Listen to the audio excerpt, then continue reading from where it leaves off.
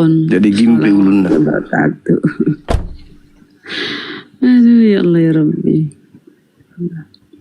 Assalamualaikum semuanya Bang Cuma. Waalaikumsalam warahmatullahi wabarakatuh.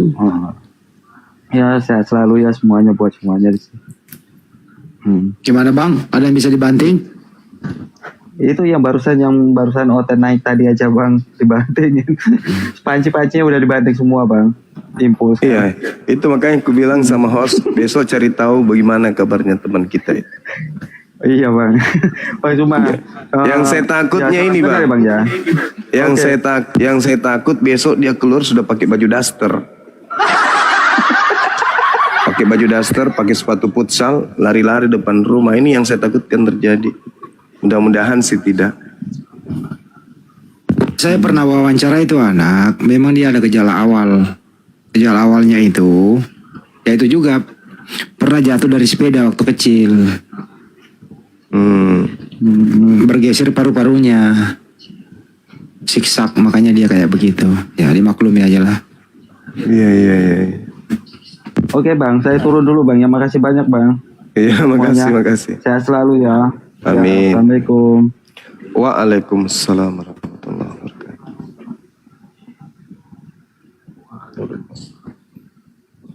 Iya, naikkan lagi kalau masih ada yang mau mencoba 20 juta silakan kita tunggu ya.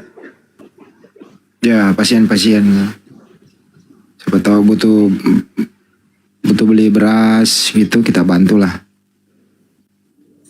Rusli, Pak Rusli. Iya, assalamualaikum. Waalaikumsalam. Gimana Pak Rusli, ada keluhan? Aku cuma baru naik ke Bang Cuma. Ada Pak? Apa? Ada keluhannya apa gimana Pak? Tidak ada di keluarnya saudara. Pak Rusli ini bawa dosa waris atau harta waris? Tidak, aku penggemarnya Bang Cuma. Oh ya silakan, kirain ada apa gitu.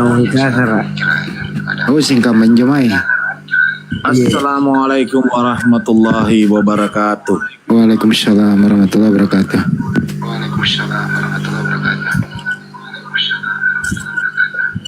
Bang Peta itu noise, suaranya feedback. Yang satu matiin.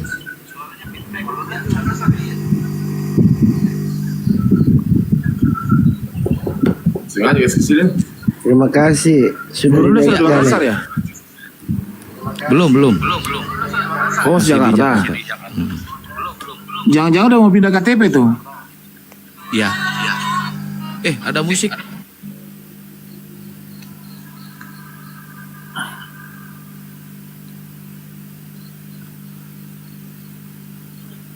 Pak Esau ini. Pak Esau, selamat pagi.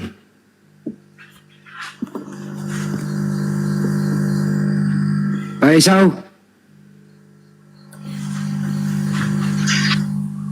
Bang. Baru duduk tuh. Bang Esau. Iya, selamat pagi Bang Cuma. Pagi Pak. Bang Esau, ini ada topik yang menarik ini Bang Esau. Bang Esau kan orangnya netral nih. Itu yang keluar dari kubur itu benarnya anaknya Bunda Maria atau bukan ya Pak Esau? Silakan Pak Esau.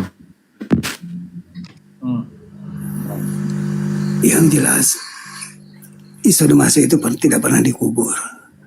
Artinya hanya ada di kubur itu yang digantikan. Jadi beberapa literasi di kami menyatakan bahwa Isa Demasi itu dinaikkan ke langit. Jadi peristiwa itu adalah peristiwa yang itu narasi orang Yunani lah. Jadi saya tidak sepakat, saya tidak tahu yang itu siapa. Nggak tahu Judas, nggak tahu Helal. Begitu Pak Andi. Maksudnya itu Pak Esau gimana? Kan sebagian mengatakan yang keluar dari kubur itu anaknya Maria begitu. Sedangkan datanya jelas waspada terhadap Kristus atau Yesus palsu gitu. Gimana itu Pak pendapatnya Pak? Iya. Di dalam literasi kami, setelah Isa Demasi diangkat oleh Elohim ke langit kedua, di Taman Setirgimani itu, beberapa narasi itu memang ada keluar dari kaum Yahudi dan Yunani. Jadi artinya siapa yang memang dikubur dan memang menurut versi Muslim diserupakan, ya benar adalah ya adanya itu adalah Judas atau Simon. Antara kedua orang itu aja yang memang literasinya jelas. Oh jadi menurut Pak Esau ini Yesua Amasya waktu berdoa di Bukit Getsemani disitulah diangkat hidup-hidup. Begitu ya Pak ya? Bukan di Taman Getsemani, beliau lari. Jadi begini ya. Ya gimana Pak? Menurut literasi kenasaran yang saya pahami, Isa Masih itu memang lari. Tetapi larinya adalah bukan ke Taman Getsemani, tetapi ke Al-Quds. Atau Ben Himikadas atau Al-Aqsa. Dan sanalah beliau diangkat oleh Elohim ke langit kedua.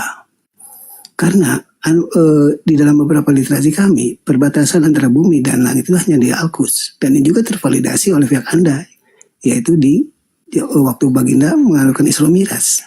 Dia Mi'rajnya di Al-Aqsa atau di Al-Quds. Artinya kesimpulannya menurut Anda anaknya Maria Yesua Amasya ini belum wafat, belum mati sampai sekarang ya? Iya, sepakat. Ah, ini baru Kristen lurus nih. Kalau ini dapat hadiah nggak Banyuma?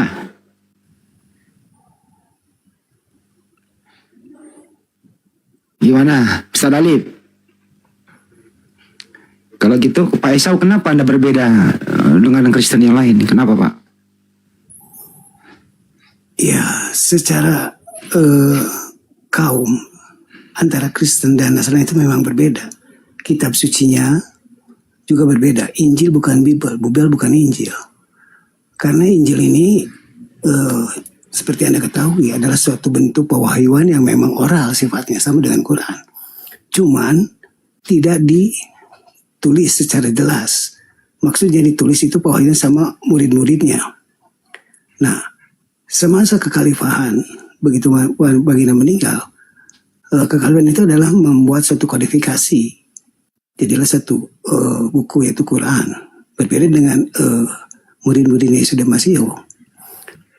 Mereka sebelum itu baru dibunuh begitu. Jadi Pak Esau meragukan yang ada sekarang di tangan miliaran orang itu, Anda meragukan itu bukan Injil gitu. Iya, tetapi beberapa kutipan ada Injil di sana. Karena tidak pernah Elohim berfirman kepada Lukas, Yohanes dan Matius. Itu hanyalah suatu pemahaman dari suatu pewahyuan Roh Kudus menurut orang-orang Kristen yang memang divalidasi di dalam di Antioquia itu. Ya, jadi artinya sepintar-pintar orang mau menghilangkan kebenaran, artinya di sana masih ada sisa-sisa kebenaran, betul ya? Iya, bahkan di literasi Bibelnya sendiri pun bahwa Isa masih tidak mengaku bahwa dia adalah seorang Tuhan, dia adalah seorang nabi. Setuju kalau itu Pak. Artinya Yesua Amasya waktu ada di muka bumi itu menyampaikan secara oral dan kemudian tidak ada satupun atau menjaga oral itu ditulis. Begitu ya Pak ya? Iya betul. Tapi kita bisa sebagai manusia berakal bahwa pasti Yesua Amasya ajarannya pasti benar seiring dengan bagaimana ajaran Nabi Musa, Nabi sebelumnya, pasti ada koneksinya atau sinkron, begitu ya Pak? Iya betul. Yang saya pengen tanyakan kepada Bang Zuma ini adalah satu ya, yang memang satu di dalam ranah ini saya jujur aja. Sekian lama saya mempelajari Islam, kebenarannya, dan memang suatu hal yang memang harus saya sadari, apa yang dikatakan bahwa masa atau kebenaran tentang literasi Injil ini adalah sesuatu yang sudah selesai. Beberapa validasi yang ternyata di Quran itu banyak diceritakan tentang kemuliaan Isa Al-Masih. Itu menjadi pergerakan terhadap hati saya ini.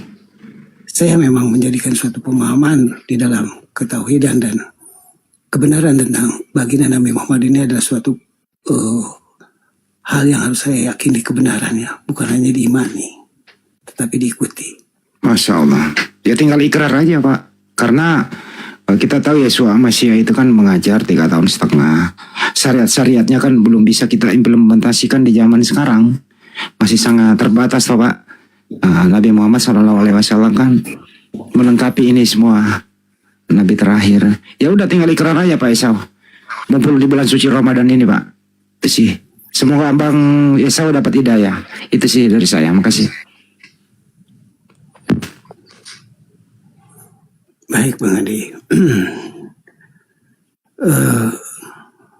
Bagaimana saya harus memulainya, karena memang jujur aja selama 50 tahun saya di Indonesia mempelajari tentang ini kenasranian dan Islam itu ternyata perbedaannya tipis.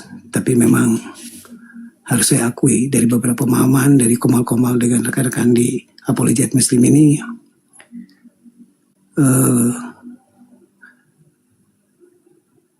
ya sebenarnya kalau boleh saya curhat sedikit Bang Juma, saya telah bersahadat secara sir. Cuman memang saya harus keluar dari kaum saya sendiri di sini untuk menyakin hal itu. Jadi segerakan aja Pak Esau.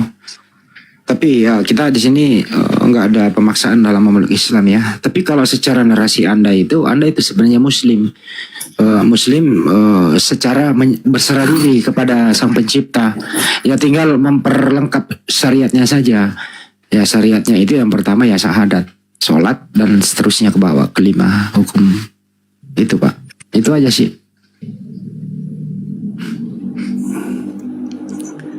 Ya baik. Jadi saya harus apa nih kalau dalam melakukan syahadat? Karena memang berbimbingan, atau saya harus ke masjid atau bagaimana? Ya, di sini bisa Ustadz Alif pada Banyumada. Ustadz Alif silakan Ustadz. Masya Allah di bulan suci Ramadan ini Pak Isau ternyata banyak belajar dan ingin benar-benar kembali ke Islam. Ustadz Alif Banyumada silakan. Yang lain. Masya Allah. Pak Esau, Allahu Akbar. Pak Esau ini dulu lawan debatnya Gurunda Juma sama Ustadz Alif nih, Ustadz Alif. Apa Pak Esau? Wah, Masya Allah. Mau syahadat? Ya, kalau diizinkan di sini, saya mau bersyahadat. Waduh, Masya Allah. Akhirnya, wah nanti guru kami yang pimpin. Subhanallah, alhamdulillah, wa la ilaha illallah, Allahu Akbar, Subhanallah, alhamdulillah, wa la ilaha illallah, Allahu Akbar, Subhanallah, alhamdulillah, wa la ilaha illallah, Allahu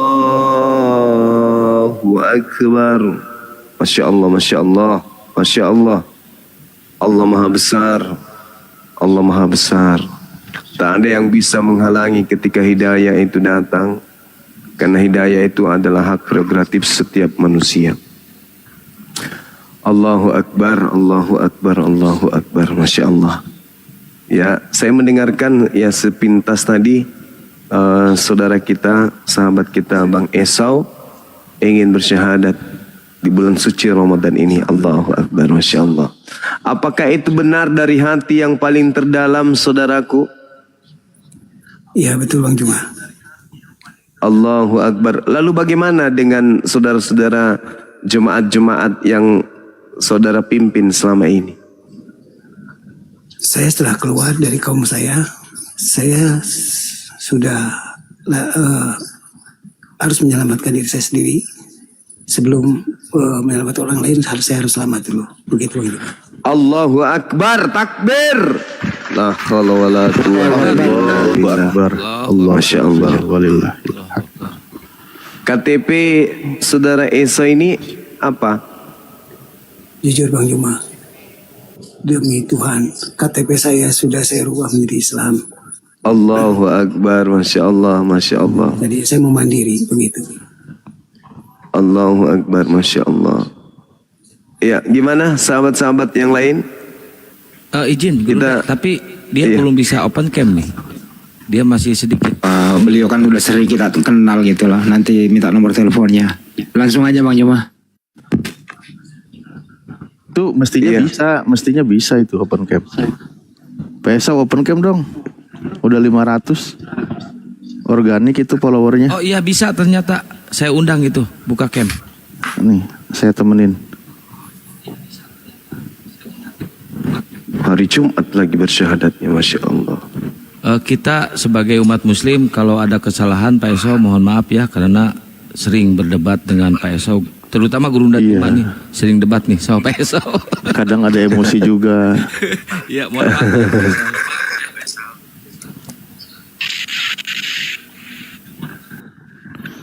Jadi Pak Esau monitor. Pak Esau. Iya. Iya, open cam ya. Mohon tidak keberatan ya. Open cam. Jadi muslim sejati insya Allah siap.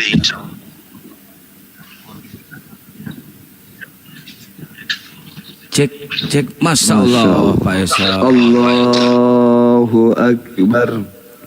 Masya Allah, Masya Allah, Subhanallah. Gurunda, perangkat Gurunda Ya, ngadat lagi tuh. ngadat ya. Iya.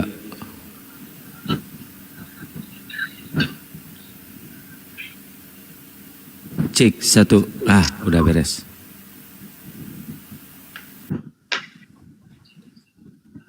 Oke, langsung kita syahadat. Ya, Bang Esau, Ya. ikuti saya Bang. Baik. Simbol tauhid, satu tangan, satu jari. Bismillah. Bismillah. Ar-Rahman. Ar-Rahman. Ar-Rahim. Ar-Rahim.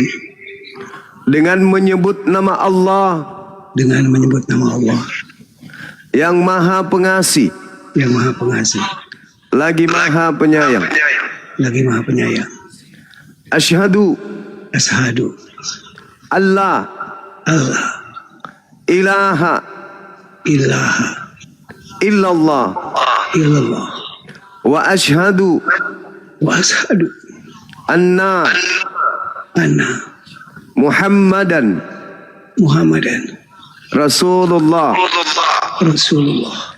Aku bersaksi Aku bersaksi bahwa tidak ada Tuhan selain Allah, bahwa tiada Tuhan selain Allah, dan aku bersaksi dan aku bersaksi bahwa Nabi Muhammad bahwa Nabi Muhammad adalah Rasul utusan Allah. adalah Rasul utusan Allah. Sah. Allahu Akbar. Allahu Akbar. Allahu Akbar. Masya Allah, Masya Allah. Setelah perjuangan panjang kemudian mencoba untuk saudara kita ini yang menyatukan tekad, memperjuangkan ajaran keyakinannya kalau Yesus itu adalah Nabi Rasul utusan Allah. Alhamdulillah pada malam hari ini kita menjadi saksi beliau sudah menyatakan Nabi Muhammad adalah Rasul utusan Allah. Dengan demikian beliau sudah menjadi Muslim, menjadi Islam yang utuh. Ya. Semoga kemudian saudara kita, sahabat kita Bang Esau bisa istiqomah. Saya serahkan kepada Dinda Alif untuk mendoakan abang kita ini mudah-mudahan istiqomah dan menjadi bagian dari pejuang yang ada di barisan terdepan para apologet Islam Indonesia. Silakan. Masya Allah, Gurunda, terima kasih. Momen yang sangat haru, kita sudah sering berdiskusi ya, bahkan berdebat dengan Pak Esau di mana beliau mempertahankan imannya, tapi malam ini Allah lembutkan hatinya, Allah ketuk hatinya, akhirnya menerima kebenaran Islam yang sudah dipimpin oleh guru kami mengucapkan 2 kalimat syahadat. Kita bermunajat, bermohon kepada Allah pada momen yang bahagia ini, momen yang indah ini. Mohon Pak Esau bantu aminkan doa ini, karena saat ini Anda yang paling bersih di antara kami, karena Allah sudah ampuni dosa Anda yang telah lalu. Ya, mohon bantu aminkan dan doa semua saudara-saudara kita. Bismillahirrahmanirrahim. Allahumma sholli ala Sayyidina Muhammad wa ala ali Sayyidina Muhammad kama shallaita ala Sayyidina Ibrahim wa ala ali Sayyidina Ibrahim wa barik ala Sayyidina Muhammad wa ala ali Sayyidina Muhammad kama barakta ala Sayyidina Ibrahim wa ala ali Sayyidina Ibrahim fil alamina innaka Hamidum Majid. Alhamdulillahirabbil alamin, hamda yuwafi ni'amahu wa yukafi mazida. Ya Rabbana lakal hamdu kama yanbaghi li jalali wajhikal karimi wa adimi sultan. Allahumma ighfir lana warhamna wahdina wa'afina warzuqna. Allahumma ighfir lana warhamna wahdina wa'afina warzuqna. Allahumma ighfir lana warhamna wahdina wa'afina warzuqna. Allahumma ya Allah, ampuni segala dosa-dosa kami ya Allah, dosa ibu bapa kami ya Allah, dosa saudara-saudari kami ya Allah, dan dosa seluruh orang-orang yang beriman, seluruh umat Islam, baik laki-laki maupun perempuan ya Allah, dimanapun mereka berada ya Allah, baik mereka yang masih hidup maupun mereka yang sudah wafat ya Allah. Ya Allah, lembutkanlah selalu hati kami ya Allah. Ya muqallibal qulub, sabit qulubana ala dinika.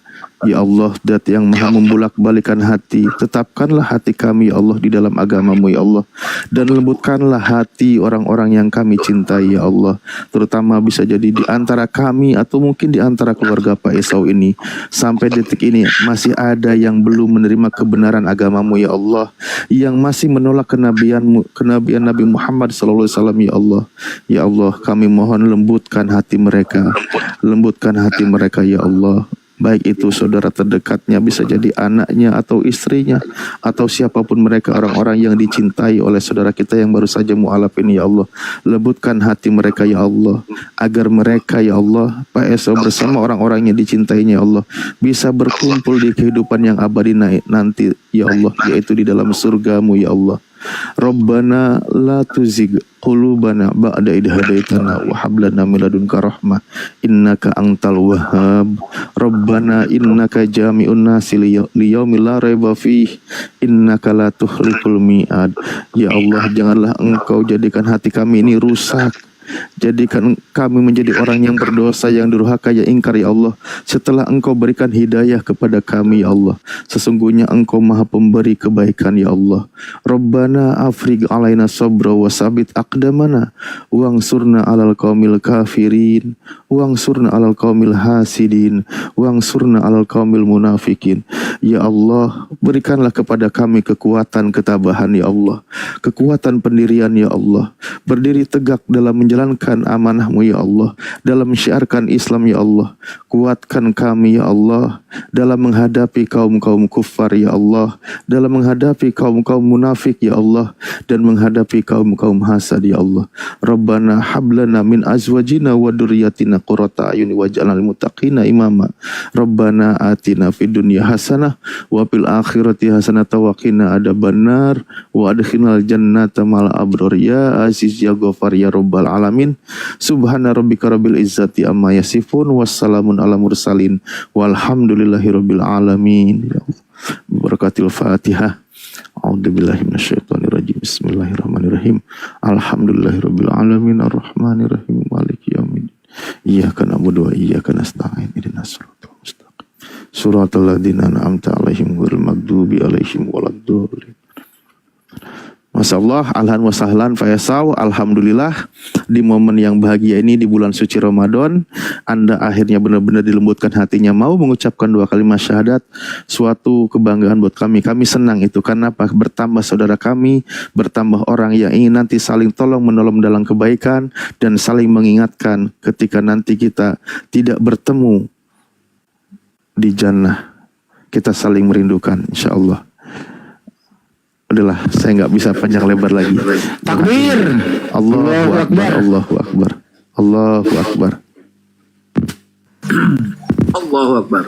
Kalau bisa Pak Esau nanti minta teleponnya dikasih ke hostnya aja ya, supaya kita bisa bersinergi ke depannya. Pak Esau mungkin di sini nggak mau menyebutkan alamat di mana, dari tim kami bisa menghubungi. Bisa ya berbagi telepon nanti Pak Esau, berbagi tempat gitu ya. Ya bisa.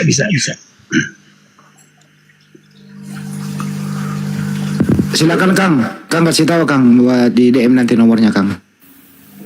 Ya, nanti telepon WA saya ke langsung ya. Catat nomornya. Buat teman-teman dicatat di bawah ya biar di screenshot sama Pak Esau. 081 plus 21 plus 474 plus 9002. Saya ulangi. 081 21 474 tambah 9002. Itu Pak Esau. Ya baik, terima kasih. Tujuannya nanti kalau Pak Esau membutuhkan sertifikat mualaf ya segera akan kita berikan dari Apologet Islam Indonesia, lebih memperkuat administrasinya kan gitu. Ya betul Pak, terima kasih. Datanya sudah di Bang Handi ya? Oh, beliau sih kan KTP-nya udah Muslim tuh, Islam udah. Oh, udah. Udah.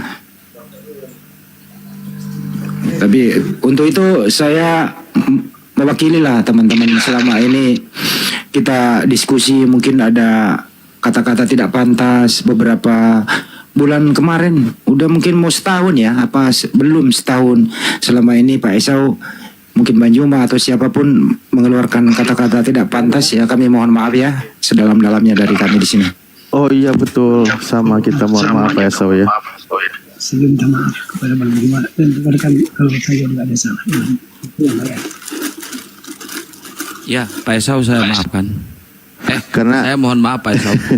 karena selama ini Pak Esau ini hanya mengatakan mengagumi Rasulullah, tapi tidak mau mengimani, percaya tapi tidak mau mengimani gitu. Cuman itu aja. Tapi alhamdulillah malam ini dibuktikan menjadi seorang mukmin dan muslim. Alhamdulillah. Intinya Pak Esau jangan lupa berbagi sama kita. Nanti abang di mana posisi, soalnya tim kami ada di sana. Kalau Anda mengalami kesulitan, apapun itu Pak Esau, misalnya perlu alat sholat, apapun itu, silakan menghubungi nomor yang tadi. Ya, mungkin Guru Nda ada yang mau disampaikan Guru Nda buat Pak Esau? Ya, alhamdulillah kalau saya sih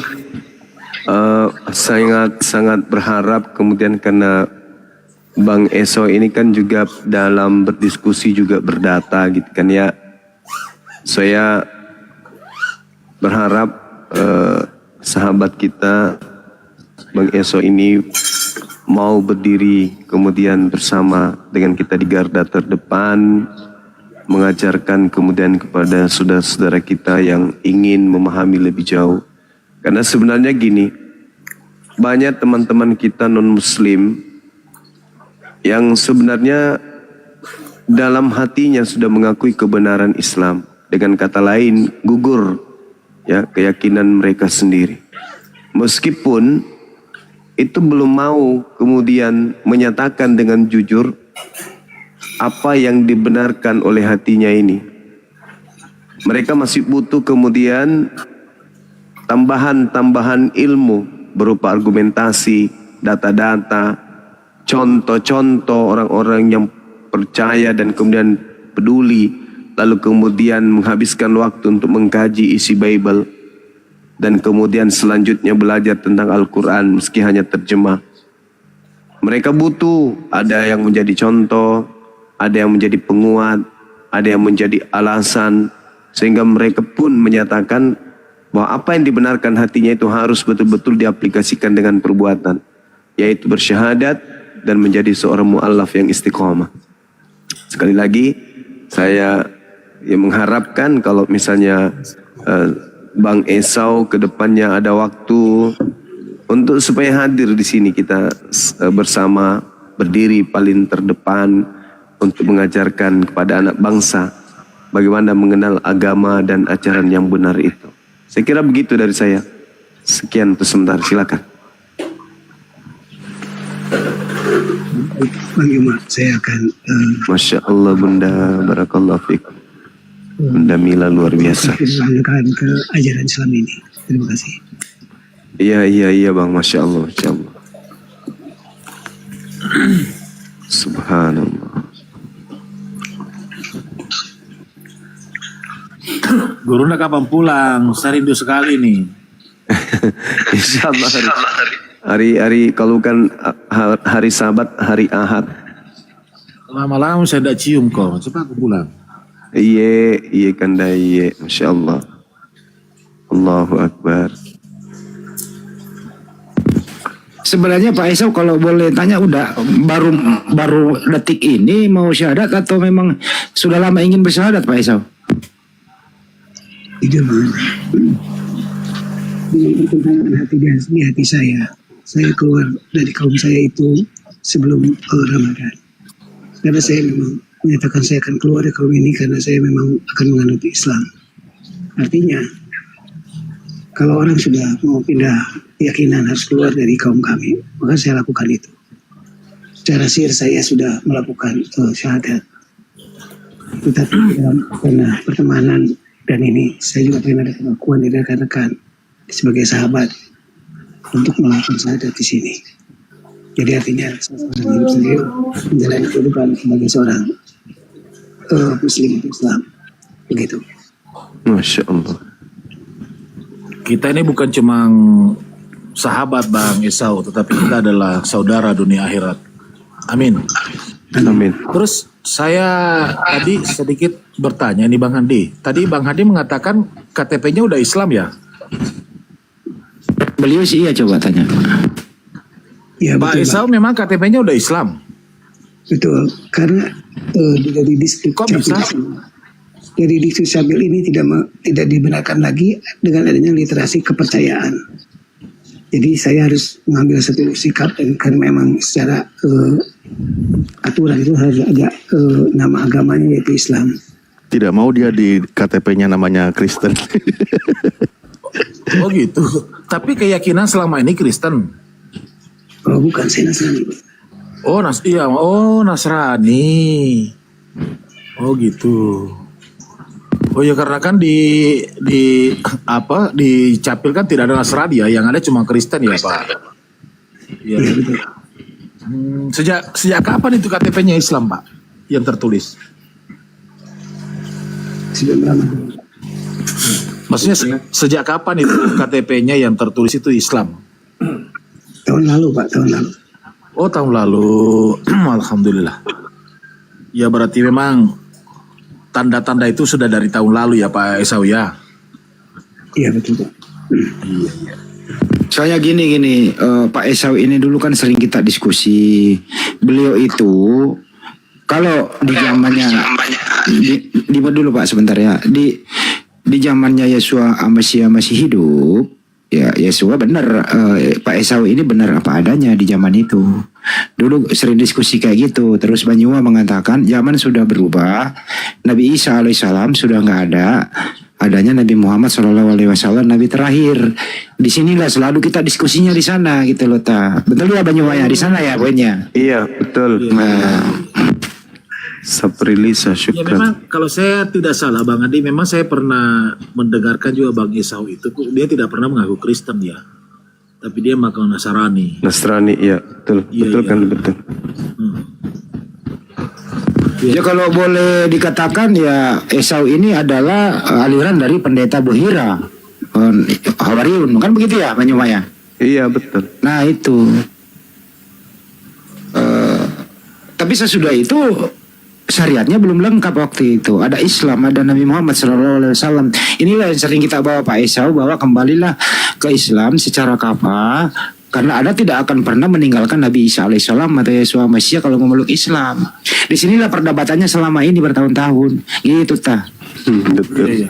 Oh, berarti pemahamannya Bang Esau ini, Isa itu atau Yesus Kristus itu sama dengan pemahaman kita orang Islam ya? Pak Esau ya? Iya. Oh, Alhamdulillah. Berarti berarti sempurnalah di pagi yang hari ini di 14 Ramadan Pak Esau mengucapkan kembali ke jalan yang benar. Jadi bukan masuk Islam ya Pak Esau ya, tetapi kembali ke jalan yang benar, karena sesungguhnya manusia itu memang fitrah, ya fitrah. Tidak akan keluar dari rahim ibu kalau tidak ada pengakuan bahwa Allah itu cuma satu dan Nabi Muhammad adalah utusan Allah. Itu tidak akan mungkin keluar dari rahim ibu. Jadi kembali ke fitrah, kembali Pak Esra. Dan mohon kami semua di sini yang ada di sini dan netizen yang ada di bawah, karena Pak Esra ini dibaratkan bayi yang baru lahir kembali, mohon kami didoakan. Insya Allah doanya Bang Esau itu akan dijabah langsung oleh Allah Subhanahu wa Ta'ala. Iya, baik. Pasti saya doakan rekan-rekan. Karena Amin. Masya Allah. doa dan bantuan demi dari rekan-rekan di dalam menjalankan syariat Islam yang saya baru mulai. Nah itu kan syariat kan masalahnya. Jadi dulu syahadatnya Esau itu Yohanes 17:3 syahadatnya dulu. Sekarang syahadat yang resmi. Benar ya Pak Esau ya? Iya betul. Nah itu Masya Allah, Masya Allah. Sampai saya merinding ya Bang Andi ini. Masalahnya kenapa? Tapi ini bukan secara tiba-tiba ya. Ini bukan secara kebetulan. Memang Pak Esau barangkali dari tadi niatnya memang naik ke Komal ini dengan adanya Gurunda bahwa akan mengucapkan 2 kalimat syahadat, ya. Tetapi ya kita sebagai manusia kan melihatnya kok dengan secara tiba-tiba gitu ya. Itu kalau kita melihat sepintas. Tapi ini sebenarnya memang sudah niatnya barangkali naik ke Komal ini ya Pak Esau ya. Bukan begitu Pak Esau? Iya betul. Barusan saya dapat WA nih barusan. Katanya Pak Bom Bom sama si Cebol lagi nangis di pojokan. Astagfirullahaladzim Kang. Ini akan ada aja deh akan. Tadi saya ngomong apa? Ya jelas selamat datang ya Pak Esau.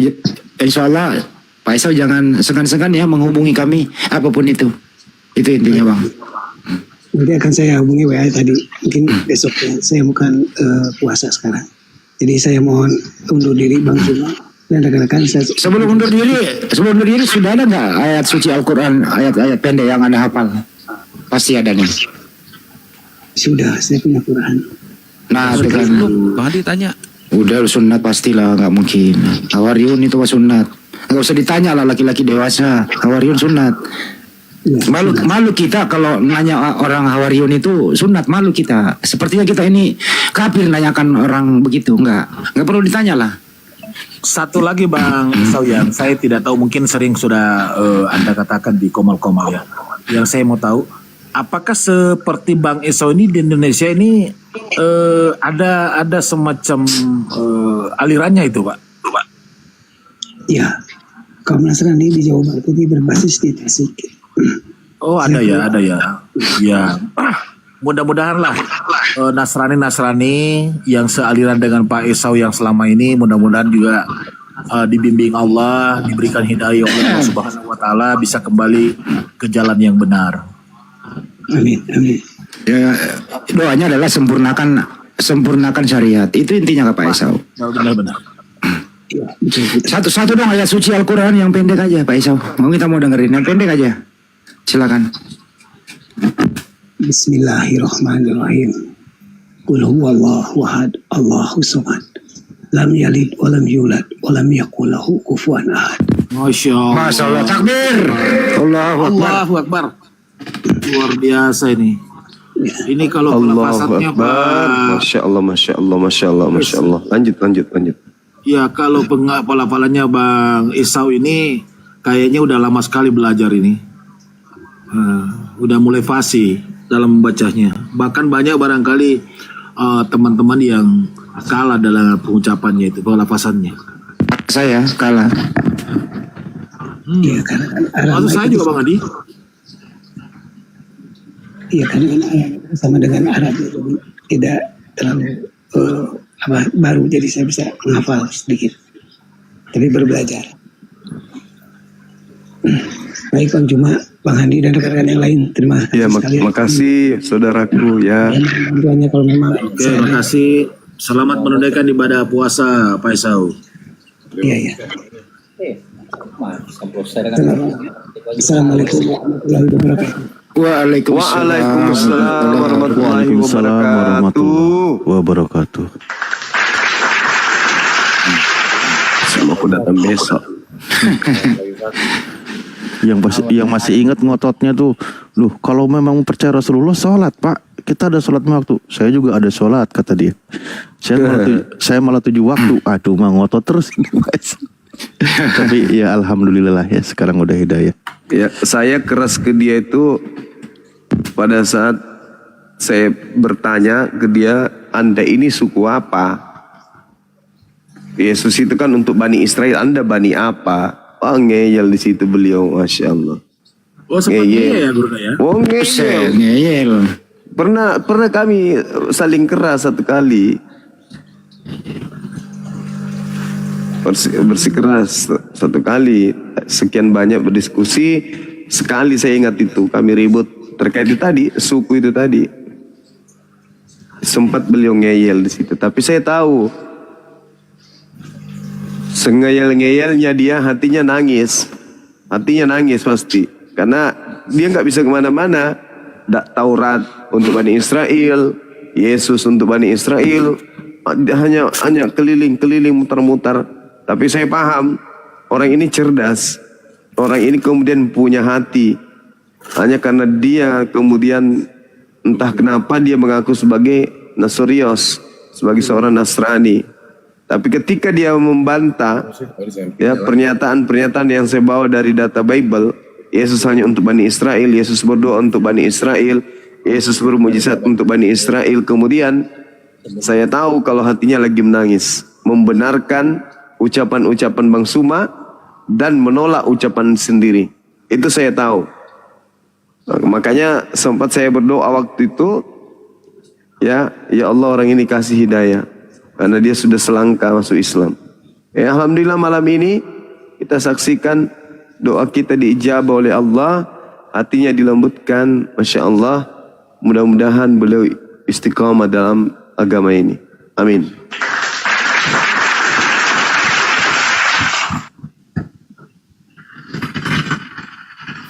Masih mau kok keluar cebol.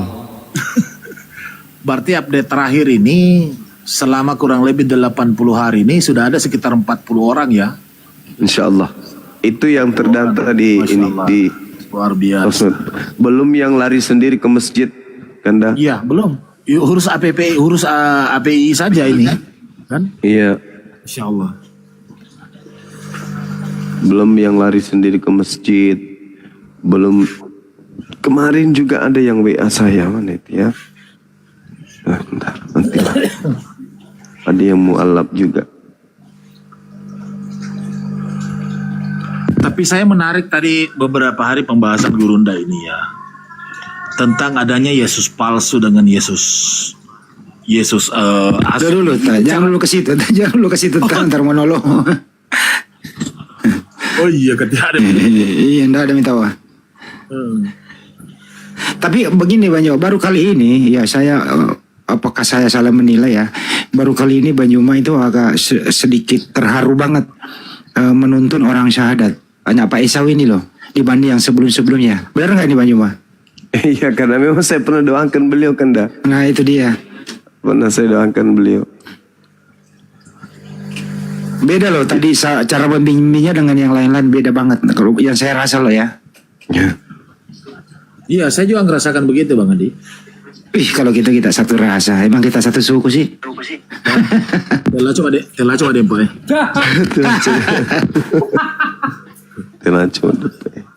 Ada juga cerita begini. Ada ustaz naik ke podium, kan, membahaslah tentang perbedaan zaman gitu, laki-laki jadi perempuan, gitu kan. Terus pas ustaznya ngomong, ini dunia sudah terbalik. Laki-laki katanya sudah panjang rambutnya, perempuan yang pendek rambutnya. tiba-tiba ada laki-laki yang gondrong masuk dengan muka serem. Muka serem, lihat Ustaz itu. Langsung dia bilang, Pak Ustaz, yang panjang rambutnya laki-laki itu banyak sekali sampo nak pakai, begitu. Artinya malah laki. Taki berarti. Kalau saya beda cerita. Cerita gini, caranya gini, ada ustadz mau ceramah di atas panggung.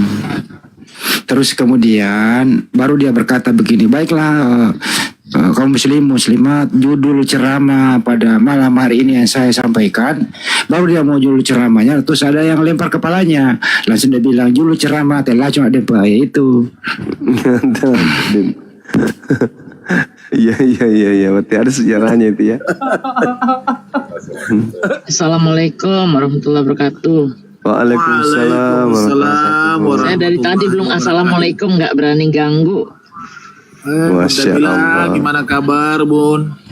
Orang baik. Baik, alhamdulillah. Gua hitung-hitung nih, Bun. Gua hitung-hitung tinggal belum sampai sebulan lagi nih. Bunda ke Indonesia. Apa itu? Iya, tapi Lebaran saya nggak pernah pulang. Lebaran. Iya, karena rencana katanya bulan April, Bun. Iya, belum tahu nih. Jadi nggak. Kalau saya jadi ke Jepang, jadi ke Indo. Kalau enggak, ya enggak. Mudah-mudahan lah. Insya Allah. Bunda Rama udah tidur ya? Mana bisa tidur dia itu. Jam segini biasanya dia main bola, Bunda. Iya. Tadi buka komal sendiri rungkat. Ini ada nih saudaraku di sini, Gurunda, pengen sekali ketemu ini. Satu profesi. Pengen sekali bersilaturahim, katanya kapan ke Bolang, saya bilang masih di Jakarta beliau. Iya, insya Allah Ahad sudah di Makassar kan. Amin. Bang Zuma, duit yang $15, yang 15 juta kalau nggak ada pemenangnya buat ke Amerika aja. Allahu Akbar. Insya Allah, Bun. Apa namanya, syiar di sini, nanti kita ke DC ketemuin Bunda Sumangkut. Itu temannya Bang Handi di Masjid Imam, itu kan bisa kita keliling situ. Saya lihat PT-PT-nya, Bunda. Di kursi dulu bahasa Inggris. Oh gampang, kan ada guide-nya. Iya, karena baru yang dia tahu itu yes no. Iya, pintar banget. Kenapa PT-PT saya, kenapa Bang Zuma? Saya perhatikan PT-PT-nya Bunda, banyak artis sama Bunda. Aduh, artis di Indonesia ini. Enggak lah, cuma itu aja, cuma yang punya Bluebird sama Uya aja, yang lain enggak lah. Oh, yang punya Bluebird. Karena mereka juga orang baik. Masya Allah. Jadi kita tuh jangan baru punya sedikit terus sombong. Nah, yang banyak begitu aja nggak sombong kan, malu kan kita kalau sombong. Iya, betul. Iya. Iya, dia si Nikitanya lagi juga kemarin kan makan mie Aceh sama si Komeng. Oh, Komeng. Iya, ada oh iya itu. Komeng. Komeng lucu. Bunda, apa bahasa Inggrisnya? Bahasa Indonesianya, terjemahannya I love you, Bunda. I love you. Iya. Waduh, apa? Aku cinta kamu. Oh, masa sih yang serius nih, Bun?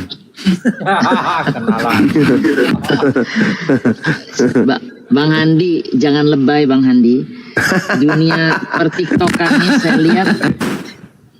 Iya beneran, dunia pertiktokan nih kenal nggak kenal kok bisa ya berpasangan, hah? Sudah banyak makan korban. Nah, saya nggak ini loh, nggak habis pikir itu kayak gitu. Orang biasanya kan kalau cari pasangan tuh kan sudah kenal keluarga, sudah ini cuma gara-gara videonya kelihatan bagus itu kan bisa dipoles, ya Allah. Kok bisa gitu loh? Saya dengarnya tuh. Mau tahu nggak penyebabnya, Bun, apa itu? Apa itu? Filter kamera. Iya, itu yang saya bilang. Iya kan?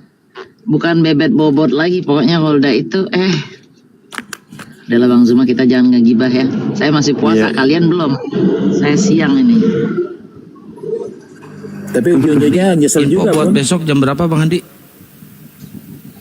Lah besok kalau jadi nanti dikabari Bang Juma. Iya, iya. Ya itu ya. Saya jam 4 ke rumah Bang Handi. Boleh. Tapi jadi nggak jadi itu datang, ya tetap. Kalau dia cepat dari Yogyakarta, karena beliau minta bicara langsung dengan Bang Suma. Insya Allah. Pokoknya jadi nggak jadi Kang, ke rumah aja. Ya kita keluar di daerah-daerah strategis lah. Menunggu kita buka puasa di mana gitu. Tenang aja Kak. Saya masih ada Kepensi Bang Handi, kepensi. Saya masih ada sisa transfer. Sahur. Saya masih ada sisa transfer dari Bunda Mila yang harus saya habiskan besok untuk buka puasa. Tenang aja Kang. Emang ada saya transfer Bang Handi? Enggak. Itu rencananya, itu rencana saya begitu. Pendek Kapal kali memancing Bang Handi. Kapal tenggelam itu namanya. Itu temuin Ustadz Wafi dulu tuh. Dicari-cari. Saya kalau ngomong suka ngarep ya, Bunda ya. Kalau ngomong suka ngarep ya. Oh iya, makasih ya Bun. Luar biasa Bunda ini, Bunda aku ini. Sama-sama. Nanti Masya difoto Allah. ya, Bang Zuma. Iya dong, iya dong. Iya, Bang Handi nggak jadi. Saya kasih yang lain. Jadi dong Bunda, saya kan ngarep. Ya tapi kan ditungguin sama Ustadz Wafi. Udah, semua bisa diatur Bunda. Gitu ya. Bagus. Ini saya banyak di sini banyak pengikut loh saya. warnanya. Di sini ada berapa orang nih? Ya Ada Peri. warnanya. Absen Peri seluruh sini, absen semua sini dulu. Anak-anak muda, absen. Saya warna hitam, Ini- Gurunda warna apa Gurunda? Taruh. Assalamualaikum Bunda Mila. Ya, waalaikumsalam. Assalamualaikum. Nah itu, suara siapa tuh? Coba kamu ngomong Gamal. dulu. Bukan. Alpi. Alpi. Nah ini yang ini Iya, satu Alpi siapa? ketinggalan, Alpi udah. Suara lu lagi Peri. siapa? Bunda Rahma. Siapa? Coba. Iya, Nabi. Suara lu. Coba lagi ngomong. Ngomong. Oh, itu Ferry. Ah ya udah itu. Ini anak muda semua ini, anak muda dua nih belum disunat nih. Saya yang harus sunat besok nih. Tuh, yang jualannya ada di bawah tuh. Nah, Bun, ini saya kenapa jam. manggil aku Bun? Aku tidak bisa berbuat apa-apa dari diriku sendiri. Kita kan Enggak, ini ada yang nyeletuk di bawah. Bunda Mila tuh nggak pernah terawih katanya, karena setiap sore tuh di restoran. Sholat terawih tuh bisa setelah makan, bisa di rumah, bisa sebelum sahur. Benar nggak ini Gurunda? Iya. Nah, Salami dulu tuh Ustaz. Salami dulu Ustaz paling sabar nih. Kesel gue tadi. Diserang sama Oten diem aja. Kesel gua. Ini Ustaz paling sabar nih satu nih. Waalaikumsalam. Assalamualaikum. Bang Zuma, Bunda semuanya. Waalaikumsalam. Waalaikumsalam. warahmatullahi wabarakatuh. Saya sambil jagain anak. Lanjut Bang Zuma, Bunda. Itu tadi orang tua itu loh. Orang tua tuh dikasih apa ini gereja Isa Al-Masih. Kagak dijawab, diputer lagi kemana-mana itu Ustaz. Pusing gue dengerin itu. Seharusnya Bang Handi naik itu, yang ngelayani itu saya pusing lawan kayak gitu itu. Ya sana aja Ustaz ya. Iya ini Bang Handi kayaknya tadi komen di bawah tapi gak naik kata saya. Yang kayak gitu tetesin aja ini deh, cairan plastik yang dibakar kakinya. Jari kakinya.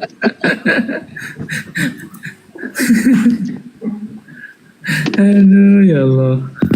Itu saya lakukan di Ustaz, saya lakukan di YouTube itu, kata orang. Ini Ustaz Wapi habis makan apa sih kok sabar banget nggak mau nabok sekali-kali kayak gitu. Soalnya saya kalau pakai sistemnya Bang Zuma langsung keriput. Tadi saya sedikit ngegas, aduh 1 minggu hilang sudah akun saya. Iya. Ini akun ini baru sembuh tadi jam 10 malam. Agak ngegas sedikit kena lagi, parah hotel. Kebiasaan tuh. Karena mereka apapun yang kita lakukan mereka nggak pernah stop sampai kita tuh pindah. Itu kan ada kan di Al-Quran kan?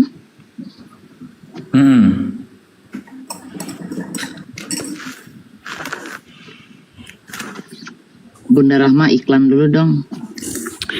Oke ya saudaraku, sahabat-sahabat netizen yang baik hati dan pandai sekali menabung. Yang 1,9 tolong saudaraku di polo-polo Bunda Mila. Bunda kita ini yang Masya Yang Allah lain juga. membantu pergerakan api di belakang layar ya teman-teman. Tolong dipolo-polo kami-kami yang ada di atas. Ustadz Wapi, Bang Alpi, Bunda, Pak Peta, semua ya, Bang Handi semua ya, polo-polo Masya Allah. Nah kadang-kadang netizen saudara-saudara kita ini baru bergerak kalau ada himbauan. Nah tengok kan. Wih, keren-keren, Masya Allah. Thank you. Berkah, semoga Allah membalas dengan segala keberkahan di bulan ini ya. Polo-polo Bunda Mila. YouTube Bun. Berapa, apa namanya Bun, YouTube-nya? Ya, itu aja di profile, klik langsung keluar YouTube-nya. Kalau boleh selesai dulu ini, nanti tak bingung dia mencet mana, nanti dia mencet suaminya di sampingnya. Biar dulu selesai ini. Polo-polo dulu ini ya teman-teman. Setelah itu baru follow akun YouTube Bunda Mila. Apa sih namanya Bun? Spotlight. Mila USA. Oh udah ganti. Mila ganti USA udah. ya. USA itu jangan kalian bingung ya. USA itu bacanya USA. Nah, aku itu belajar juga USA itu USA. Itu di Bon itu. Ada di Bon Nanti dia itu. cari netizen Bun. Mana nih USA USA padahal USA. Dan lama makin lancar nih bahasa Inggrisnya. Iya kan kita bergaul, aku dan Bunda Mila adalah satu. Makanya aku banyak-banyak mengcopy Satu paste hakikat ini. ya, atau satu tujuan. Satu tujuan untuk mencerdaskan netizen-netizen yang noten-noten. Ayo polo-polo saudaraku, kalau ya 1000 ya alhamdulillah ya Bun ya. Kalau 1000 yang follow. Boleh saya nanya nggak nih sama Gurunda nih, sama Bang Zuma, atau sama Bang Zuma dulu deh. Masih monitor. Tanya lah, Bun. Itu Silakan. berapa lama belajar menghafal Bible seperti itu? Belasan tahun Bang Ustaz Zuma. Wabi? Belasan Iya, tahun. Belasan tahun ya? Jadi begini Bun, kalau Gurunda itu sebenarnya otodidat Bun. Otodidat. Oh, gitu? Iya. Jadi beliau dulu sebenarnya itu ada peristiwa di kampungnya dan termasuk kakaknya yang menjadi korban. Nah dari situlah Gurunda itu mau belajar apa sih yang menjadi problem ini antara Islam dengan Kristen ini. Ya, makanya disitulah mulai dari belajar itu tentang kitabnya mereka untuk mencoba menjawab. Ya, sebenarnya awalnya sih cuma pengen tahu aja, oh ini masalahnya. Tapi dengan seiring dengan waktu ada media yang namanya dulu Facebook, kemudian BlackBerry, disitulah mulai beliau banyak menghafal itu Bible. Dan saya terus terang pun menjadi saksi mata itu. Waktu saya pertama ketemu Gurunda itu saat berdebat itu, saya ingat sekali di kantornya beliau lagi sementara berdebat saya masuk.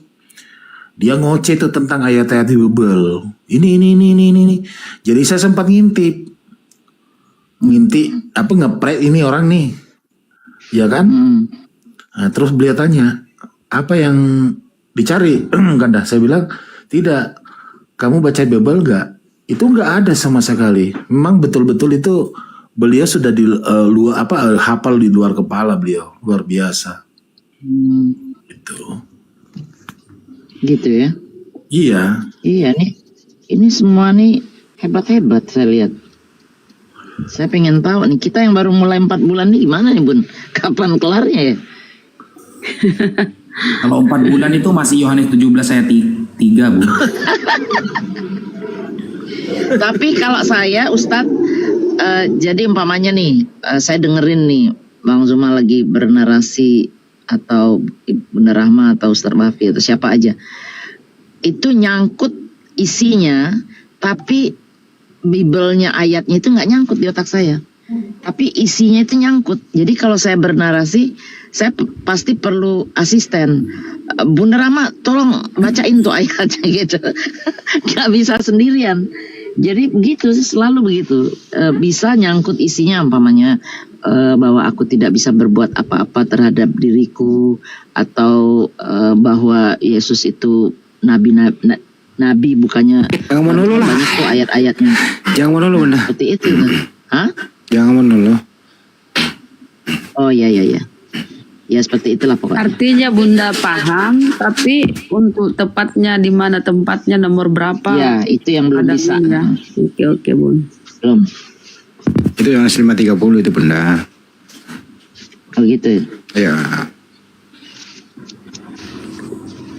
Sahur di sana jam berapa? Baru jam 2, 4. Tapi yang menjadi masalah ini bunda ramai ini bunda bilang.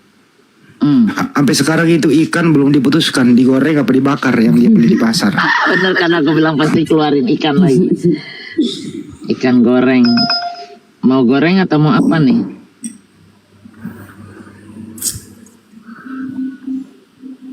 Bun, ini mau dikirim kapan bajunya, Bun? Terserah saya available-nya itu sekarang tanggal berapa sih? Tunggu ya, saya lihat tanggalan dulu. 14. Jadi 14 Maret. Bunda 13. Minggu ke itu aja lah. Rabu depan atau Sabtu depan, ya? Oke, Bisa dong. Bun. Siap. Ya. Kan kalau pengiriman itu kan paling 4 hari, seminggu paling lama kan? Oh, seminggu itu terlalu lama kayaknya, Bun. Iya iya. Itu gimana ongkirnya itu nanti dicantumkan atau udah termasuk belum ya? Gini Bun, biar murah. Jadi bagian Jawa Barat saya satukan ke Kang Kian Santang, Bun. Kenapa? Sorry nggak dengar. Gimana? Untuk yang Jawa Barat saya satukan ke Mas Kian Santang. Jadi kayak Mas Kores, Mas Mutu, Bang Handi itu saya satukan ke Mas Kian Santang nanti biar nyatu gitu, biar gak kebanyakan ongkirnya Bun gitu.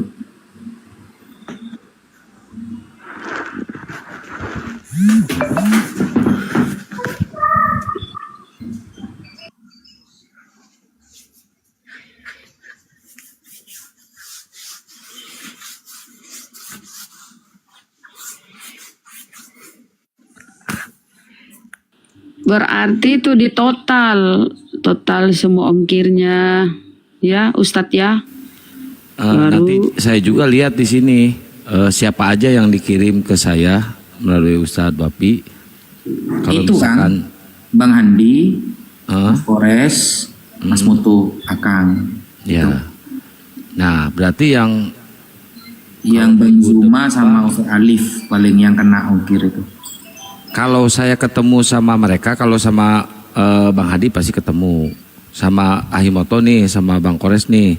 Kalau misalkan nggak ketemu ya saya kirim di sini. Paling Iya. 10.000 ke mereka. Aman. Kalau Bang Nandar gimana Bang Nandar? Bang Nandar di Kuningan Bun, iya itu yang kena ongkir nanti itu. Iya itu dia makanya. Jadi diaturin, tolong nanti di total kitanya. Ya. Gurunda juga sama kena ongkir itu jauh. Iya, Gurunda.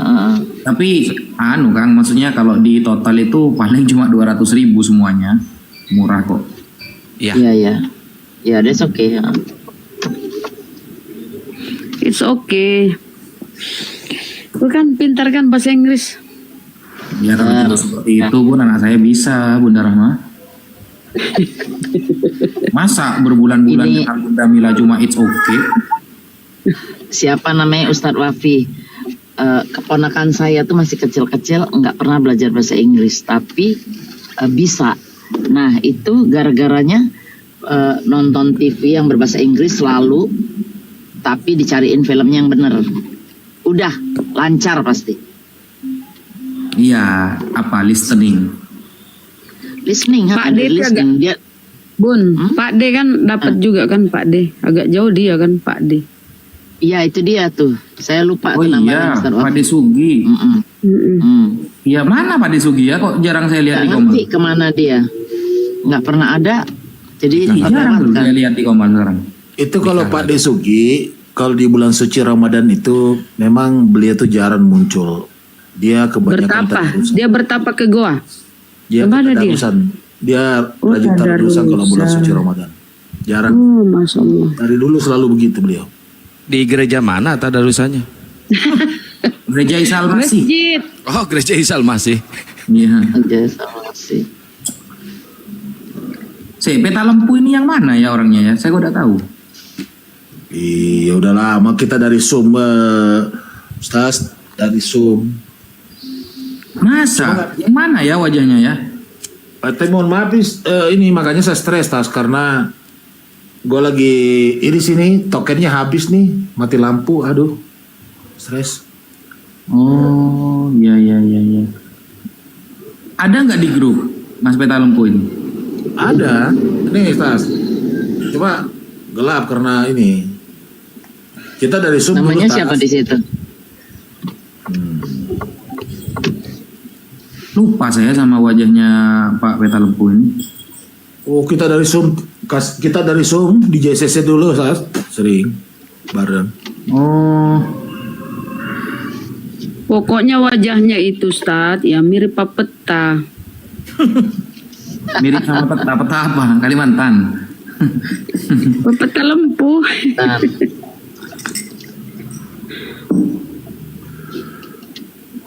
Cuma saya memang jarang, maksudnya mau nyundul kalau Ustaz lagi diskusi karena kan serius banget gitu. Paling cuma saya nongkrong aja gitu, monitor. Kecuali kalau ngobrol santai ya kayak gini ya baru nyundul. Ya Pak Peta ini termasuk keren, mantap, pembina kita yang paling keren ya Pak Peta ini. Kalau misalkan penuh nih, kadang diturunin itu biasa Pak Peta itu tahu dan bijak. Oh ini mau diskusi. Ya, ngapain mau baper kan gitu kan? Iya betul. Kalau lagi nyantai naik. Saya udah bilang dari Kang Santai kalau memang ada tentu ya diturunin. Tapi aku ini mau, tadi ada pertanyaan ini Jin dulu. Kajian sedikit ini supaya kita paham nih. Ustaz Wapi. Ya, Bang Andi. Tadi ada pertanyaan Oten, Banyuma tadi mau menjawab tapi tersela oleh Oten tadi gitu loh. Itu pertanyaan juga bagus sih menurut saya. Di manakah pertama kali Nabi Muhammad SAW itu sholat, di masjid kah apa di mana begitu? Di Ka'bah. Oh pertama kali di situ.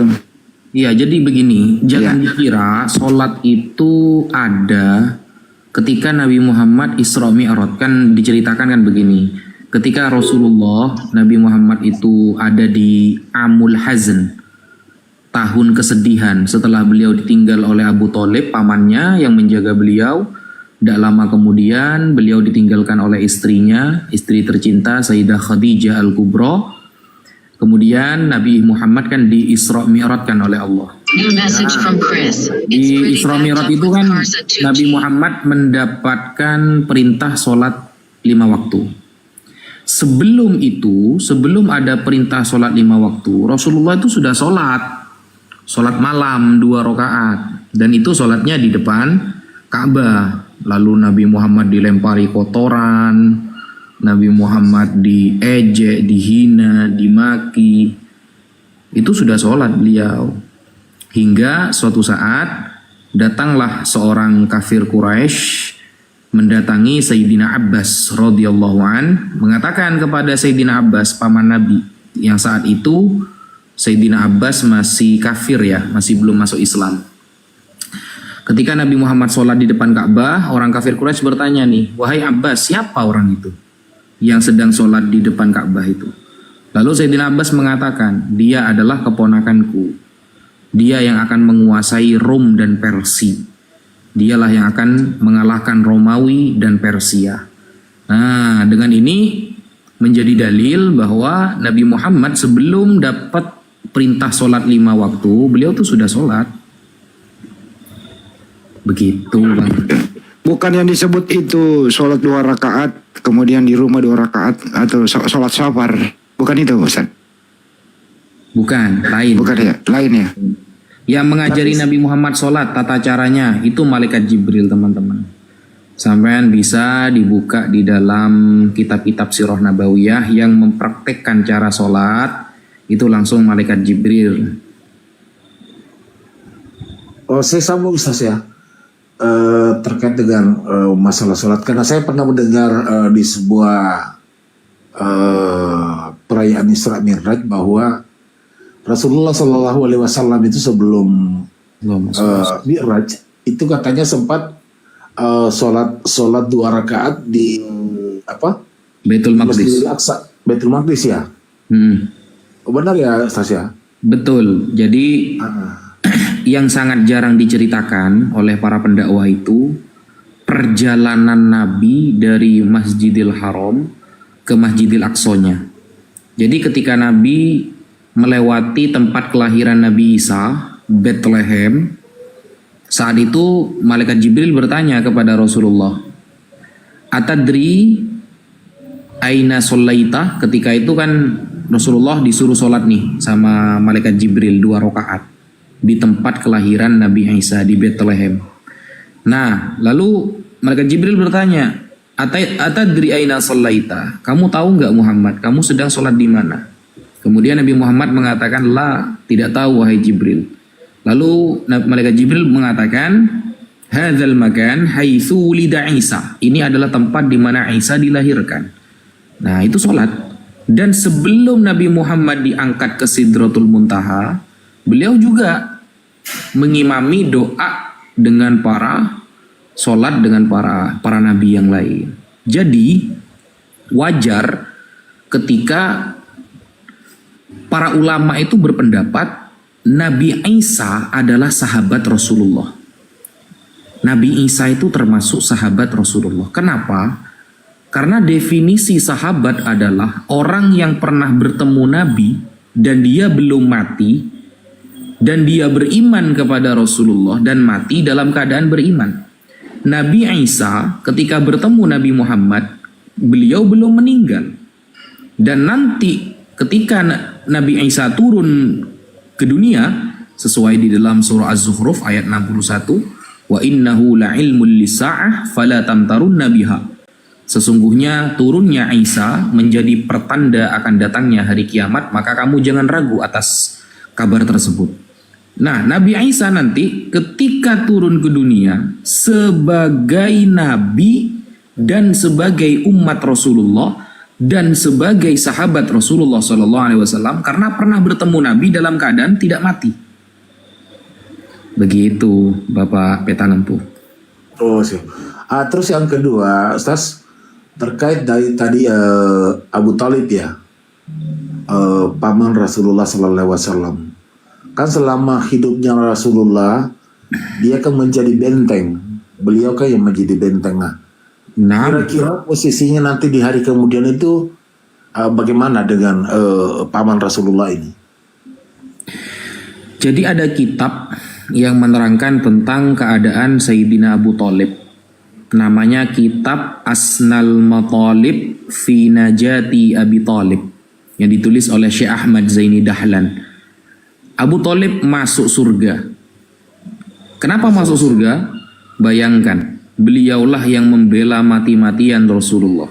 Beliaulah yang ada di garda terdepan ketika Rasulullah dihajar habis-habisan oleh orang-orang Quraisy. Pertanyaannya, loh dia kan tidak pernah syahadat. Nah, ini yang menjadi tanda garis bawah teman-teman, bahwa syarat masuk Islam itu syahadat wajib bagi yang mampu. Ingat, syarat masuk Islam dengan menggunakan syahadat itu bagi yang mampu.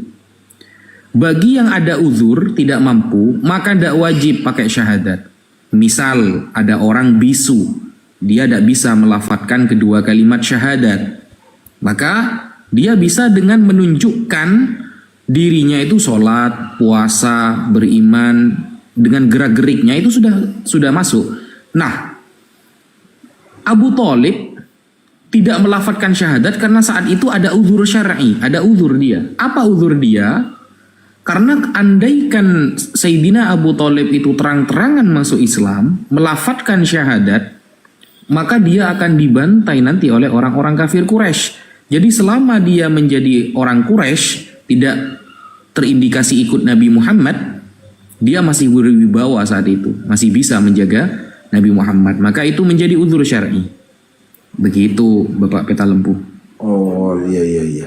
Ini jelas ya, karena yang sering kita dengarkan tidak pernah diceritakan hal-hal seperti ini, Ustaz. Jadi makanya perlu buat pribadi saya sebagai edukasi ke depan, kalau umumnya ada yang bertanya, loh kenapa Abu Thalib itu tidak dijamin masuk surga kan? Nah sekarang sudah terjawab dari pernyataan Ustaz seperti itu. Betul. Lalu contoh, ketika Sayyidina Abu Thalib sebelum wafat, Nabi Muhammad kan nangis karena beliau tidak melafadzkan syahadat. Lalu turunlah ayat, innaka la tahdi man ahbabta walakinallaha yahdi man yasha. Wahai Muhammad, engkau tidak bisa memberikan hidayah kepada orang yang engkau sukai, tapi Allah lah yang berkehendak atas siapa yang akan Ia kasih hidayah. Nah, ayat ini terjadi problem karena turunnya ayat ini diriwayatkan oleh Sayyidina Abu Hurairah. Sayyidina Abu Hurairah baru masuk Islam di abad keberapa? Sedangkan wafatnya Abu Thalib itu di awal-awal Islam. Jadi gak sinkron, sehingga ini menuai kritikan di kalangan para ulama. Ini tidak sesuai dengan keilmuan di dalam Islam dan fakta sejarah, sehingga para ulama menyampaikan Abu Thalib di surga, bukan di neraka. Begitu Bapak Petanku. Iya.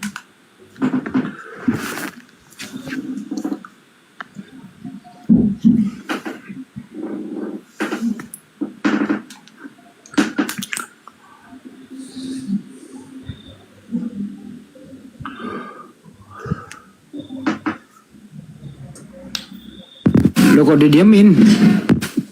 Gak berisik nih. Gue mikir-mikir nih. Ada yang saya mau tanyakan tapi gue lupa. Lama yang mau tanyakan. Lanjut dulu. Yang lain biar aku ingat-ingat dulu. Ini penting buat pribadi saya ya. Gue ingat dulu. Gue lupa. Ada juga tuh sering ditanyakan. Semoga kita bisa satukan jawaban. Apa sih agama yang dianut oleh Nabi Muhammad SAW dan keluarganya sebelum menerima wahyu? Nah, itu sering ditanyakan, Ustadz. Silakan. Ya, jadi ini juga dikonfirmasi oleh Bible bahwa yang memberkati Abraham dia akan diberkati, yang melaknat atau menghina Abraham dia akan dilaknat. Nah, sehingga Abraham, Nabi Ibrahim alaihissalam memiliki otoritas yang mulia di sisi Allah. Bible dan Al-Quran sama-sama memuliakan sosok yang bernama Ibrahim. Nah, Nabi Ibrahim itu berdoa kepada Allah. Apa doanya? Beliau meminta kepada Allah agar keturunannya dijadikan orang-orang yang baik, orang-orang yang benar, orang-orang yang terjaga akidahnya. Wa min dzurriyyati. Jadi doa orang saleh itu tidak akan ditolak oleh Allah. Itu dibenarkan oleh Bible dan Al-Quran. Doa orang soleh tidak akan ditolak oleh Allah. Berarti kalau Nabi Ibrahim berdoa untuk keturunannya agar keturunannya dijaga akidahnya, wa min dzurriyyati, keturunanku, maka pantaslah kalau Nabi Muhammad mengatakan innallaha astofani min bani Kinanah. Allah telah memilih aku dari jalur Bani Kinanah. Wastofani sampai Bani Ismail. Dan Allah memilih aku dari keturunan Nabi Ismail. Terus dari kakeknya Nabi Muhammad bin Abdullah bin Abdul Muttalib bin Abdil Manaf. Terus. Nah, kemudian fa'ana khiyarum min khiyar, kata Rasulullah, dan aku adalah orang pilihan daripada dari orang-orang yang terpilih. Jadi jalur Nabi Muhammad ke atas ini itu dijaga akidahnya oleh Allah Subhanahu wa taala sampai Nabi Ibrahim alaihissalam. Nah, itu dikonfirmasi oleh Bible dan Al-Qur'an. Kita mendengarkan ada cerita Wali Songo. Di Indonesia dulu ada orang-orang yang berdakwah Islam namanya Wali Songo. Padahal Wali Songo ini masih 3 atau 4 abad yang lalu. Itu ceritanya sudah gak ada. Hanya sedikit yang kita tahu dari cerita Wali Songo tersebut. Bayangkan hanya 3 sampai 4 abad itu. 3 abad lah. apalagi di Arab ketika itu. Nabi terakhir yang ada di Arab adalah Nabi Ibrahim dan Nabi Ismail. Dan jarak antara Nabi Ibrahim ke Nabi Muhammad itu bukan hanya 3, 4, 5, 600 tahun, tapi hampir lebih dari 1000 tahun, kan begitu. Jarak Nabi Musa ke Yesus saja kan 600 sampai 700. Jadi wajar ketika di Arab ada masa kekosongan dakwah Nabi di sana. Nah, itu namanya orang ahli fatrah, dakwah kekosongan para nabi. Tapi ingat, Rasulullah sudah mengatakan bahwa agama Nabi wa dinuhum wahid. Semua agama para nabi itu wahid, satu. Apa? At-tauhid, mengesahkan Allah.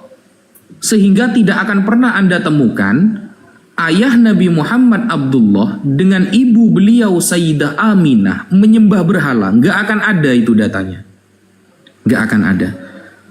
Kita tidak akan pernah menemukan ayah dan ibu Nabi pernah menyembah berhala. Ada riwayat misalnya pernah menyembah berhala. Nggak akan ada. Itu menunjukkan bahwa benarlah doa Nabi Ibrahim agar keturunannya dijaga akidahnya untuk tidak menyembah berhala, tapi berakidah Nabi Ibrahim alaihissalam. Nah, cuma karena saat itu di Arab sudah ratusan tahun tidak ada nabi atau masa fatroh ya, tidak ada dakwah nabi, sehingga orang-orang yang hidup sebelum Nabi Muhammad diutus menjadi seorang nabi itu disebut dengan ahlul fatroh, orang-orang yang gak kesampaian dakwah-dakwah nabi secara lengkap. Sehingga orang yang ahlul fatroh itu masuk surga. Apakah ada dalilnya? Ada dalam Al-Quran. Sudah dalam surah Al-Isra ayat 15. Wa ma kunna mu'adzibin hatta naba'atha rasula. Tidaklah kita mengazab suatu kaum sampai Rasul datang kepada dia. Selama Rasul belum datang ke dia, dakwah Rasul belum terdengar oleh dia, maka dia masih dihukumi ahlul fatrah yang masuk surga. Begitu Bang Handi. Menarik ini Ustaz. Itu kan antara Nabi Isa dengan Nabi Muhammad SAW itu kurang lebih 570 hampir 600 tahun ya Ustaz ya. Terus di sisi lain kan itu diceritakan tentang Ashabul Kahfi. Nah, kira-kira ada relevansinya nggak itu kira-kira Ustaz? Gimana? Ada relevansinya nggak dengan adanya kekosongan antara Rasulullah Isa dengan Nabi Muhammad SAW. Nah, sementara kan pada zaman Nabi Isa itu kan masalah ketauhidan yang tadi Ustaz katakan. Nah, di antaranya itu kan muncul Ashabul Kahfi.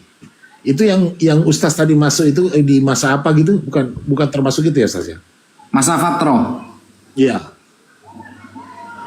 Oh begini, ini beda itu ya. Jadi jarak Nabi Isa dan Nabi Muhammad ya sekitar 600 tahun kan, 549 tahun lah. Nah, itu kan sudah disebut dengan masa fatroh. Cuma ini lain konsepnya. Jadi kalau Nabi Isa Allah utus itu hanya untuk Bani Israel. Jadi dakwah Nabi Isa itu memang di daerah Bani Israel, bukan di Arab. Begitu. Sedangkan di Arab saat itu yang diasung adalah dakwah yang pernah didatangi tempat itu oleh Nabi Ibrahim dan Nabi Ismail. Itu beda. Jadi ada tempatnya masing-masing. Lalu bagaimana dengan orang-orang Kristen Nasrani yang datang ke Arab? Nah, dulu Makkah itu pernah menjadi pusat perdagangan terbesar di dunia. Semuanya datang ke Arab.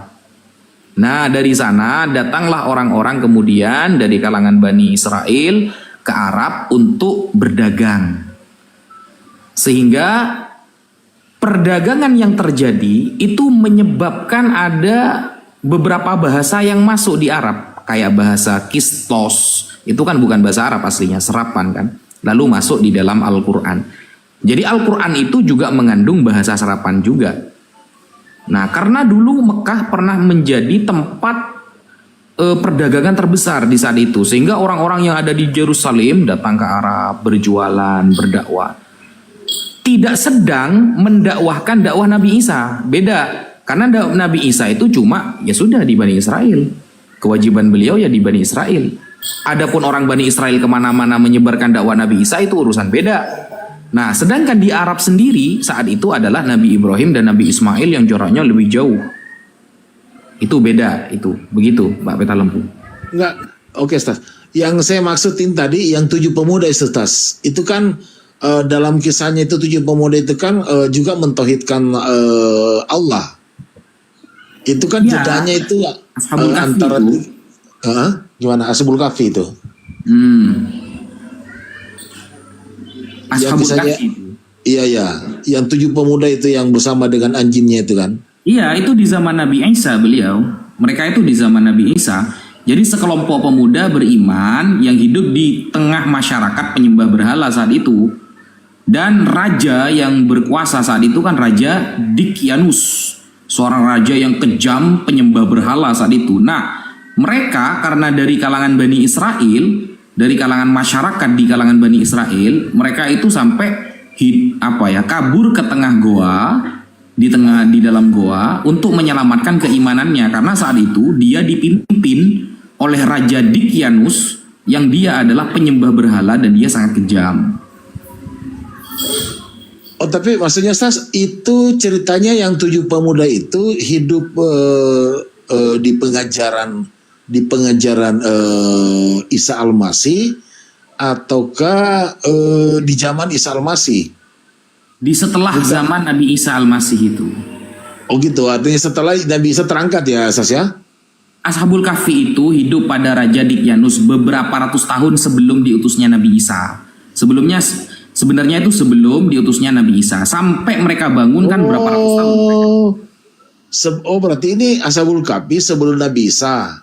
Iya. Bukan antara Nabi Isa dengan ke Nabi Muhammad gitu, bukan Ustaz ya? Iya, jadi sebelum Nabi Isa sampai setelah Nabi Isa dalam jarak beberapa tahun cuma begitu.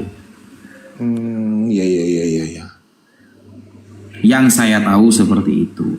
Iya, karena saya pernah nonton filmnya itu sampai saya nangis itu 3 jam lebih tuh, masya Allah, betul-betul ya.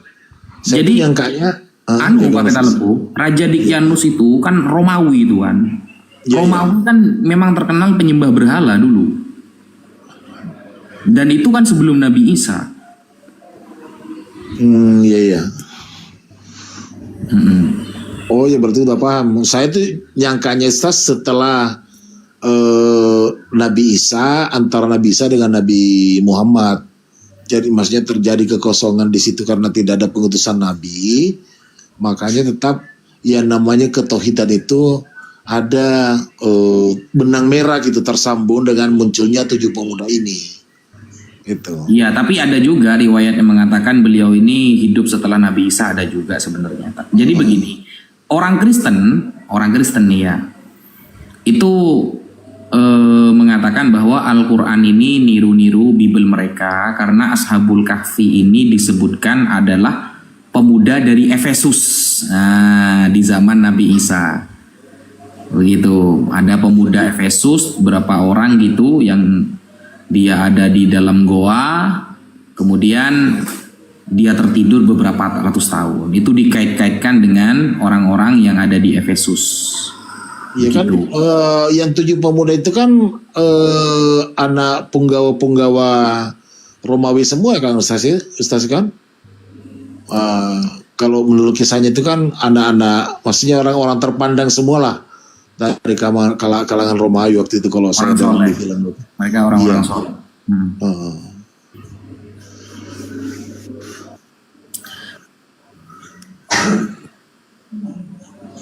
Di kota Tarsus ya, di kota Tarsus kalau nggak salah itu. Iya, Apa itu zaman jahiliyah itu sebenarnya zaman apa sih, terus kemudian penuh perjuangan siapa yang membalikkan zaman jahiliyah kepada cahaya Islam? Bagaimana perjuangannya, Ustaz? Maksudnya Bang Handi? Di zaman Nabi kan zaman jahiliyah itu ya. Terus kemudian perjuangan Nabi seperti apa sih? Terus kemudian bisa menjadi cahaya Islam di muka bumi ini. Bayangkan teman-teman ya. Iya. Cari orang yang paling hebat di dunia. Bayangkan Nabi itu Nabi Muhammad diutus menjadi seorang nabi itu kan umur 40. Beliau wafat umur 63, berarti cuma 23 tahun. Dalam 23 tahun dia sukses menjadikan umat Islam sampai detik ini sebesar ini. Ya, sukses sampai di tempat kelahiran Yesus saja sampai detik ini yang mayoritas Islam. Sukses meruntuhkan Romawi dan Farisi. Bayangkan, gak ada seorang pemuda di dunia ini yang bisa menumbangkan Romawi, Persia dan banyak lagi tempat sampai ajarannya menyebar ke seluruh dunia hanya dalam waktu 23 tahun. Kalau bukan karena mukjizat yang Allah berikan kepada Nabi Muhammad, tidak akan ada cerita orang yang terhebat selain Nabi Muhammad. Sampai Michael Hart itu kan menulis buku bahwa orang yang paling berpengaruh di dunia nomor 1 adalah Nabi Muhammad, baru nomor 2 Yesus. Kenapa? Karena 30 tahun dalam fakta sejarah gak berhasil. Sampai beliau disalib, muridnya bukan bantu mau perang, tapi malah kabur semua. Dalam fakta sejarah kan seperti itu. Nah, sedangkan Nabi Muhammad jangankan disalib, saudara, mau dipanah di dalam perang Uhud, betapa banyak sahabat yang menawarkan tubuhnya untuk diserang ratusan panah. Zubair bin Awam, kemudian sahabat Sayyidina Umar bin Al-Khattab, kemudian sahabat Ibnu Abil Waqqas dan sahabat-sahabat yang lain. Melihat Nabi cedera, mereka hantam musuh mereka. Keren kalau Nabi. Ketika Nabi berperang, Sayyidina Ali, Sayyidina Hamzah. Ketika perang Badar, Sayyidina Hamzah, wah, di depan, saudara. Enggak seperti cerita sebelah, sampai mau dibunuh saja semuanya kabur. Begitu Bang Handi. Kalau di bukunya Michael Hart itu Yesus nomor 3, Ustaz. Rasulullah nomor 1. Siapa ya? Newton. Nomor 2 Gandhi. Newton yang ahli Nomor fisika. berapa Yesus itu? Nomor berapa Yesus? Nomor 3 Yesus. 3. Masa bukan nomor 2? Paulus. Newton. Siapa ahli fisika tuh dari Newton. orang? Isaac Newton. Ah, itu. Saya mau sahur dulu Bang Handi ya. Sahur. Ya, Ustaz. Ambil sahur sambil nanya ini lagi Ustaz. Ya itulah teman-teman ya, perjuangan alhamdulillah di zaman sekarang ini ya. Terang benderang dengan cahaya Islam. Dari masa kegelapan jahiliyah, perjuangan Nabi Muhammad SAW menjadi cahaya Islam. Inilah yang kita nikmati di zaman sekarang ini. Jadi alangkah kurang bijaknya orang berpikir kalau membenci Islam, membenci Nabi kami, membenci Allah Subhanahu wa Ta'ala. Padahal cahaya itu datang dan dia tidak pernah menyangkalnya, tapi hanya karena faktor kesombongan saja. Semoga kedepannya orang-orang yang berakal pasti kemana Bunda orang yang berakal? Ke Islam. Masya Allah. Ke surga. Ke Islam dulu baru ke surga. Masya Allah. Islam ya. Contohnya baru-baru Tapi terjadi. boleh nanya nggak? Isau. Ini menolak nggak? Bang Peta sebentar. Kalau saya bilang umpamanya saya lagi berdialog terus saya bilang Yesus itu salah seorang nabi yang gagal gitu. Itu salah nggak ngomong gitu? Nggak boleh. Dia nabi sukses di zamannya. Yesua Amasya itu nabi yang sukses di zamannya. Ya tapi kalau Yesus 3 tahun begitu makanya dia harus balik kan berarti dia belum selesai mungkin kata-kata halusnya belum selesai ya. Maksudnya ya sampai di situlah yang takdirnya dia untuk Bani Israel. Kemudian Allah Subhanahu wa Ta'ala mengangkat dia akan nanti kembalikan supaya dia bisa wafat sebagaimana manusia pada umumnya. Ya tugasnya itu bukan lagi menyelesaikan secara pernah yang diperintahkan, tapi meluruskan yang bengkok-bengkok itu menjadi hakim. Ya menjadi hakim. Siapakah menjadi tersangkanya? Ya silakan disimak aja sendiri. Itu Ya, kira-kira Bang Handi, Bunda. benar Bunda. Jadi Nabi Isa itu sukses menjalankan apa yang diperintahkan Allah. Cuma memang karena umatnya Bani Israel, jadi Bani Israel itu umat yang ngeyel gitu. Betul kata Bang Handi, kita tidak boleh mengatakan seorang nabi itu dakwahnya gagal. Bukan gagal, nabi itu sudah maksimal melaksanakan perintah Allah. Tapi memang umatnya, bahkan Nabi Yahya, Yohanes Pembaptis kan mati dibunuh umat Bani Israel. Nabi Zakaria mati dibunuh Bani Israel gitu. Iya. Gitu Bun. Oke. Paling kalau mau begini Bun, Yesus yang dituhankan itu gagal mengkristenkan Yahudi. Kalau mau Itu di luar jalur, itu di luar jalur kajian, di luar jalur kajian itu masuk area diskusi lintas agama itu Bunda. ya cuma menghantam mereka Bun, mungkin itu boleh. Iya. Siap. Ya kadang-kadang perlu kata-kata yang menusuk gitu. Nah teman-teman, banyak sekali yang perlu kita kajian seperti ini ya, kajian subuh tiap malam lah ya, supaya kita punya ilmu, terutama dalam menjawab pertanyaan-pertanyaan. Mereka sebenarnya itu pertanyaannya memacu semangat kita untuk belajar menjawab. Iya. Itu benar itu. Ini Ustaz Wabi masih ada? Tapi beliau lagi sambil menikmati sahur. Tapi saya pernah dengar kiamat ngomong begini Bang Handi, Deng. Kenapa saya benci sama Islam itu? Kenapa saya benci sama Muhammad? Makanya dia benci sekali. Karena Nabi Muhammad katanya kedatangannya ini membantah semua ajaran kekristenan. Menggagalkan semua ajaran kekristenan. Itu. Kenapa?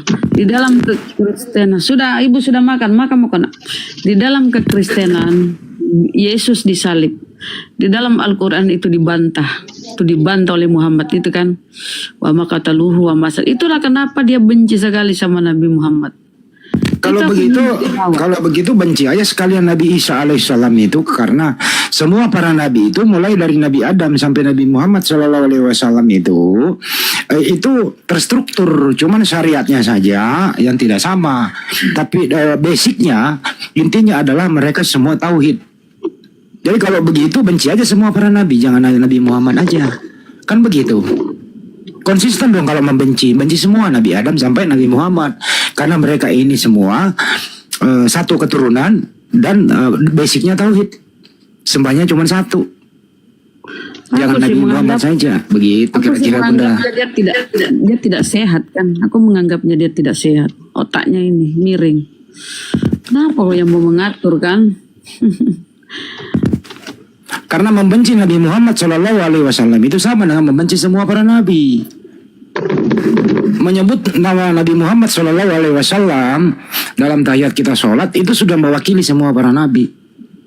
Makanya syahadatnya hanya Nabi Muhammad Shallallahu Alaihi Wasallam.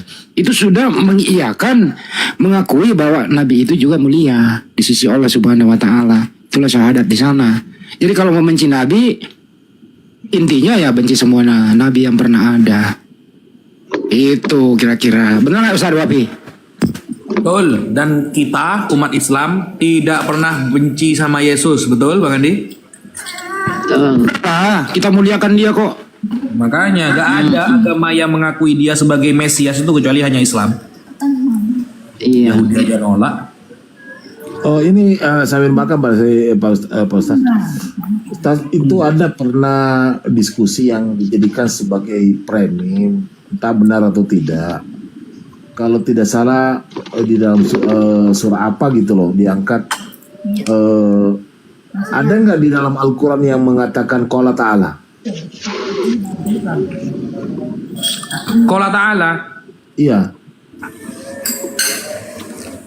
Ada. Nah, ini yang menjadi framing. Saya pernah mendengarkan diskusi. Siapa dulu itu? Di situ kan kalau kita apa artinya itu Qala Ta'ala? Allah berkata ya. Nah, sekarang yang menjadi pertanyaannya begini. Katanya itu Al-Quran itu murni datangnya dari Allah Subhanahu Wa Taala. Semua adalah perkataan Allah Subhanahu Wa Taala. Nah, sementara di Al-Quran ada yang mengatakan yang itu qala ta'ala. Nah, qala ta'ala ini kan Allah berkata. Nah, menurut pemahaman dia itu kan bukan Allah yang berkata itu, tetapi ada oknum lain yang mengatakan Tuhan berkata atau Allah berkata. Iya, Siapa kan katanya yang gitu. berkata ini qala ta'ala gitu? Itu pertanyaan si kakek ompong itu. Iya. Yang selalu kola-kola terus itu loh kalau ngomong. Ya kan perkataan Jibril memang. Bilisani Oh si Jaya ya, Jaya abadi.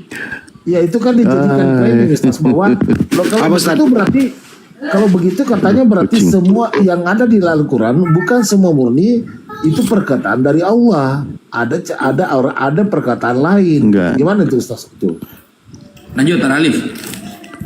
Enggak, itu maksudnya beda konsep. Kalau Allah sedang mengisahkan para nabi, pasti banyak kalimat wa'id qalallahu kan gitu. Wa'id qala rabbuka wa'id kulna dan seterusnya. Dia itu kan minta ayat Al-Quran kalau ingin bukti firman Allah, pingin ada bunyi ayatnya Allah berfirman, Tuhan berfirman, pinginnya kayak gitu, diawali dengan seperti itu. Nah kalau Al-Quran kan enggak, memang sudah murni firman Allah, enggak perlu Allah berfirman. Ketika Allah berfirman kepada Rasulullah itu enggak perlu kayak gitu. Nah kalau dibuka, contoh merujuk kepada penjelasan ada di tafsir, baru di situ biasanya waqala dan Allah berfirman, baru kepada Rasulullah kayak gitu. Nah Oten itu pingin menyamakan seperti itu. Contoh di dalam perjanjian lama ada bunyi ayat berfirmanlah Tuhan kepada Musa, pinginnya tuh ada kayak gitu. Kalau kita ya enggak, kan gitu, enggak semua kayak gitu. Ya enggak lah, enggak perlu dijelaskan enggak perlu dijelaskan barang yang sudah jelas ya Ustaz Alif ya. Nah itu dia. Tapi tadi lucu masuk di komalku kan. bukan Lagi satu komal. lagi bunda. Jadi ada lagi satu, tidak perlu ada lagi perintah sunat kalau perintah sebelumnya sudah ada. Jadi di Al-Quran nggak perlu ada lagi perintah sunat secara eksplisit karena perintah itu sudah ada dari Abraham. Ini Oten begini pusing ini memang ini orang-orang ini selalu ingin kayak karya ilmiah gitu loh Ustaz Alif. Gimana itu? itu kan jadinya pinginnya kalau masuk disetarakan seperti sebuah kajian kitab yang sedang dibuat oleh para ulama, atau karena selalu ada diawali qala Allahu ta'ala fil Qur'anil Karim, baru kayak gitu ada bunyi seperti itu. Itu kan bukan murni firman Allah gitu. Kalau mereka firman Tuhannya itu harus begitu dulu gitu loh. Kalau kita ya itu tambahan. Itulah yang di-framing Pak Ketua. Itulah yang di-framing bahwa katanya Al-Quran itu adalah murni perkataan Allah. Tapi kenapa ada kata-kata seperti itu? Berarti kan secara logika menurut dia bahwa itu bukan Allah yang mengatakan itu, tapi ada oknum lain gitu loh, memperjelas bahwa Allah berfirman atau Allah berkata gitu. Nah, kita aja sampai udah bosan jawabnya malah. Justru kalau tertulis Tuhan berfirman, berarti kan sedang ada yang menuliskan, kan pihak ketiga juga nanti. Yaitu tambahan dari penulis orang tersebut yang menarasikan. Iya. Berfirmanlah Tuhan kepada. Ketika Tuhan berbicara berfirman di dalam hati, gimana nanti penulisnya itu kok bisa tahu? Kenapa? Kalau saya sih melihatnya begini, Pak Ketua sama Pak Ustadz, mereka mau mencoba mengartikan Al-Quran itu dengan sama mereka memahami dengan Bible-nya mereka. Itu dia mau larikan ke sana, makanya dia paksakan dirinya ke seperti itu kan. Dijelaskan berulang kali masih juga ngeyel-ngeyel seperti itu karena kan menurut pemahamannya dalam memahami kitabnya dia gitu. Ini loh Ustaz yang sering ditanyakan, seperti bagaimana Nabi Adam alaihissalam itu dikeluarkan dari surga. Di situ kan ada soal jawab juga, bagaimana iblis berbicara dan tidak mau menghormat kepada Nabi Adam. Nah, menurut mereka itu kan bukan murni dari perkataan Allah, ada juga suara iblis. Nah itu yang sering ditanya Ustaz. Lah kan Allah mengabarkan cerita yang terdahulu, kan begitu. Gampang kan jawabannya. Allah mengabarkan bahwa iblis mengatakan begini di zaman Adam begitu. Apalagi tadi malam saya yang diskusi sama Sobkatul Al-Hayat itu, dia mengatakan kalau sujud ya menyembah, gak ada sujud bermakna penghormatan, itu gak ada. Akhirnya saya bilang, oh berarti Abraham menyembah Bani Het.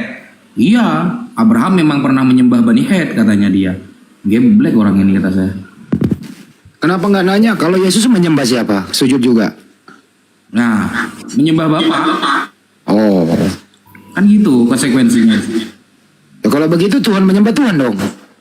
Nah, yang dibawa soal itu, Ustadz, tentang tafsiran di dalam kitab Tafsir Ibnu Katsir, bahwa Nabi Yahya pernah sujud ke Nabi Isa. Padahal Nabi Yahya lebih tua sekitar 6 bulan daripada Nabi Isa kan. Nabi Yahya itu sujud kepada Nabi Isa, berarti Nabi Yahya menyembah Nabi Isa. Wah, di framing lah. Saya bilang, Mbak, Bu, sajada yasjudu itu sujud. Sujud ini ada banyak. Bahkan Nabi mengatakan, andaikan aku perbolehkan makhluk sujud kepada makhluk, akan aku suruh istri untuk sujud kepada suami. Apakah istri disuruh nyembah suami? Kan enggak. Maksudnya itu sujud penghormatan. Ketika Allah menyuruh Nabi Adam, menyuruh makhluk di surga untuk sujud kepada Adam, apakah disuruh nyembah Nabi Adam? Kan enggak gitu. Ya enggak, itu berarti nyembah itu, kata Sopatul. Waduh, ruwet ini saudara. Oh itu yang kemarin Ustaz itu berdebat, itu yang dibilang Supiatur itu bukan? Iya, itu Sopiatul Al-Hayat itu. Oh, Katul. Bukan Supiatur yang penghujat itu ya, bukan? Ya itu. Itu. Oh, Masya Allah. Memang memang Ustaz Wapi yang sanggup. Kalau saya enggak. Mendengarkan aja saya enggak sanggup. Benar. Jadi memang ada tapi kadang saya aku ini jempol ini ya Ustaz Wafi. Beberapa kali berdiskusi dengan Edis itu nggak pernah terpancing, luar biasa beliau ini. Nggak pernah terpancing ini. Kalau saya itu waduh, nggak tahu saya kasih makan sendal itu Edis itu kalau mulutnya kayak gitu tuh. akhirnya kena itu Pak Peta Lempu. Tadi malam kena dia akan mengatakan hanya Bible yang memiliki ribuan manuskrip dan salinannya itu paling ketat katanya. Setiap penyalin paling ketat. Al-Quran tidak ada. Saya tanya, siapa penulis Sinaiticus, Kodeks Sinaiticus? Tidak ditemukan, kata dia. Wah, ketawa saya itu. Katanya penyalinannya paling ketat. Saya tanya penulisnya Kodeks Sinaiticus, tidak ditemukan, kata dia.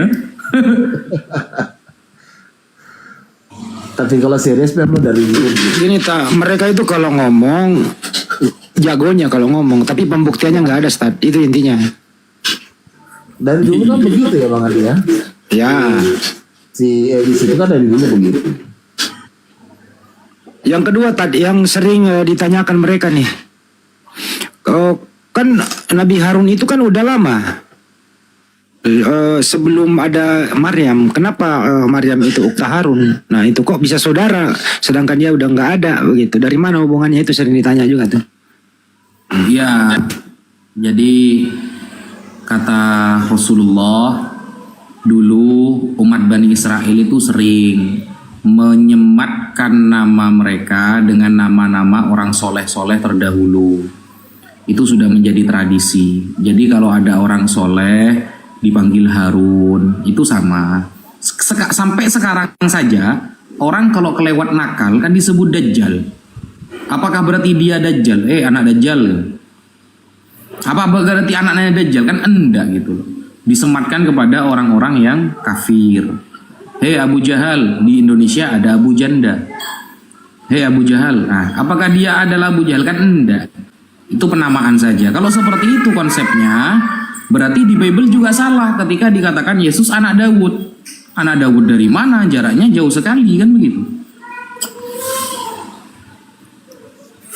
Itulah teman-teman ya, kalau ditanya ya kayak gitulah jawabannya ya.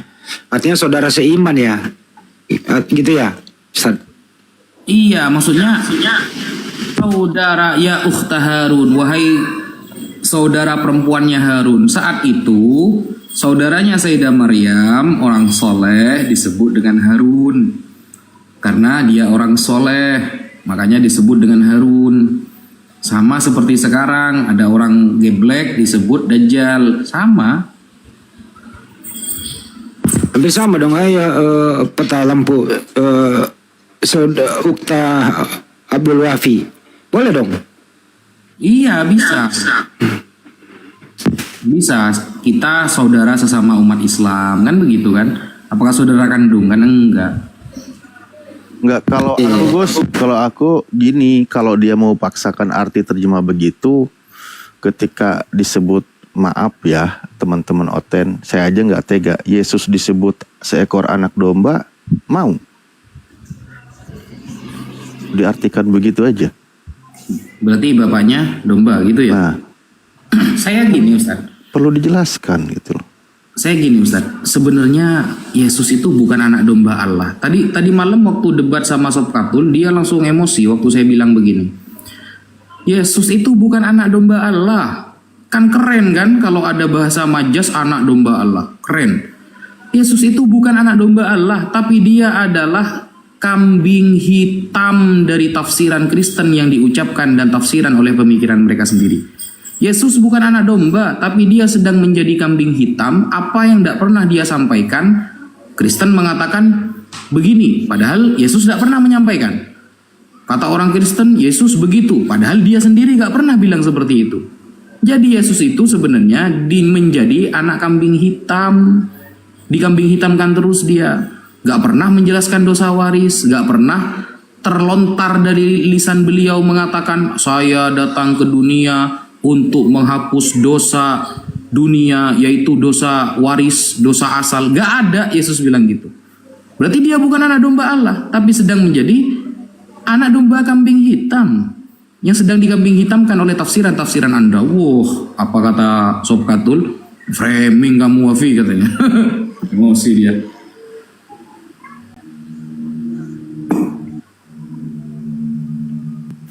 Tapi untung dikambing hitamkan, bukan kambing conge.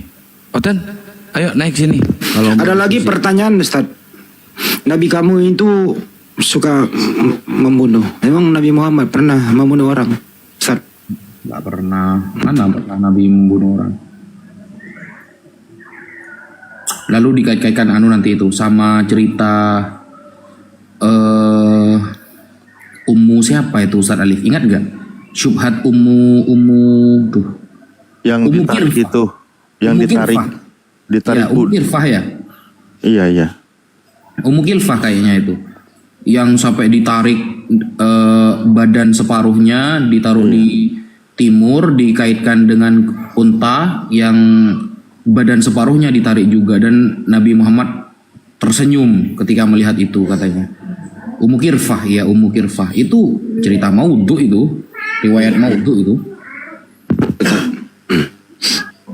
Tapi kalau ada pernah sih saya dengar Nabi agak sedikit emosi marah waktu ada daerah itu pura-pura memeluk Islam, minta kepada Nabi mengirimkan penghafal Al-Quran kurang lebih 10 atau 20 orang ke sana, kemudian dibunuh. Nabi sempat marah waktu itu dengan kunutnya apa? Seperti apa itu penjelasannya Ustaz? Oh iya, itu ditipu Nabi itu. Itu kan diutus ada 10 sahabat datang ke Ethiopia. Wah, sahabat yang hafal-hafal Quran diutus ke sana untuk berdakwah karena diminta ya.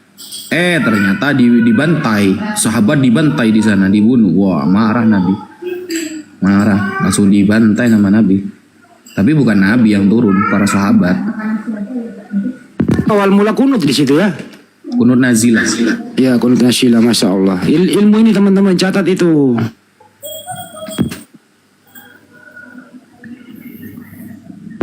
Kunutnya itu udah berbeda dengan sesudah itu dirubah isi kunutnya Ustaz. Ya benar nggak Ustaz? Iya, kunut nazilah. Ada yang bilang mana perintah puasa 30 hari padahal ajarannya sebelumnya 40 hari. Loh, kalau kita perintahnya ada tertulis. Kalau mereka mau puasa 40 hari tertulis di mana mereka? Itu yang puasa Nabi Musa itu sama Yesus itu pun gak makan gak minum loh tertulisnya. Ada orang Kristen. Apa? Puasa muti ya Stas ya? Bukan puasa muti. Kalau puasa muti kan masih makan nasi putih, Pak Peta Lembu. Oh, Ini memang nggak makan, nggak minum itu. Mati geni, mati geni. Pati geni. Siapa orang Kristen yang mampu itu? Nggak makan, nggak minum 40 hari? Ada Kiang Santang itu dulu waktu zaman jahiliyah, Kiang Santang ini. Dia pernah puasa 30 hari, 30 malam di atas pohon nggak turun-turun. Iya, saya membelah diri jadi. Ini orangnya nih. Oh, yang anu ya. Mana nyari kitab suci itu ya? Dia nyari wangsit di atas pohon, nggak nemu-nemu turun dia. Yang kemana-mana. Sayunara ini Muslim apa Kristen Sayunara? Dibuka mute-nya. Muslim apa Kristen? Sayunara. Oh, nggak ada suara. Oke. Siapa Ustaz yang membersihkan berhala-berhala di Ka'bah itu penuh perjuangan juga ya tadi ya? Oh iya, Fathu Mekah kan waktu itu bersama 10.000 orang itu.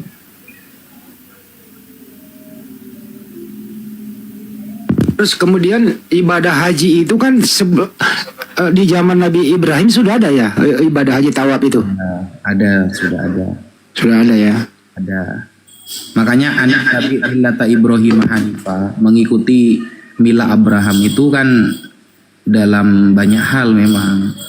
Ketika di dalam surah Al-Baqarah ayat 124, wa idzi batala Ibrahima rabbuhu bikalimatin fa'atammahun. Ketika Nabi Ibrahim diberikan beberapa perintah oleh Allah, beliau langsung menyempurnakan. Salah satu perintahnya apa? Al-khitan. Berkhitan. Bang Andi, saya izin dulu ke kamar mandi ya. Ustaz Ali berganti Ustaz. Ya, bentar ini Sayunara. Muslim apa Kristen, Bang? Muslim. Ya, ada yang mau disampaikan apa, Bang? Izin nyimak cuma. Oh, oke. Kali-kali ada yang mau ditanya Bang, apa-apa bertanya aja tentang memperkuat akidah Islam. Mumpung lagi di bulan suci Ramadan ini Bang. Orang yang bertanya itu, pertama nih orang yang bertanya pasti pernah mengetahuinya. Jadi ingin menyamakan pendapatnya dengan orang yang ditanya. Kedua ada juga orang yang bertanya sama sekali dia nggak tahu jawaban itu. Jadi bertanya itu nggak mudah juga memang. Perlu. Ya, Ada apa lagi? Bertanya itu dengan mencoba-coba. Tapi berbeda dengan saudara kita di sebelah itu, kalau bertanya itu ingin mendapatkan jawaban sesuai dengan formatnya dia. Iya. Gitu. Artinya apa? Ingin yang ditanya itu ikut blow on. Nah itu maksudnya. Ini bahaya loh. Jadi bahaya memang kalau kurang jam terbang diskusi lintas agama sama mereka. Jangan sampai Anda menjawab ikut blow on. Bisa-bisa Anda murtad ucapan. Hati-hati, waspada loh. Ini godaan-godaan setan yang terkutuk di mana-mana ada nih.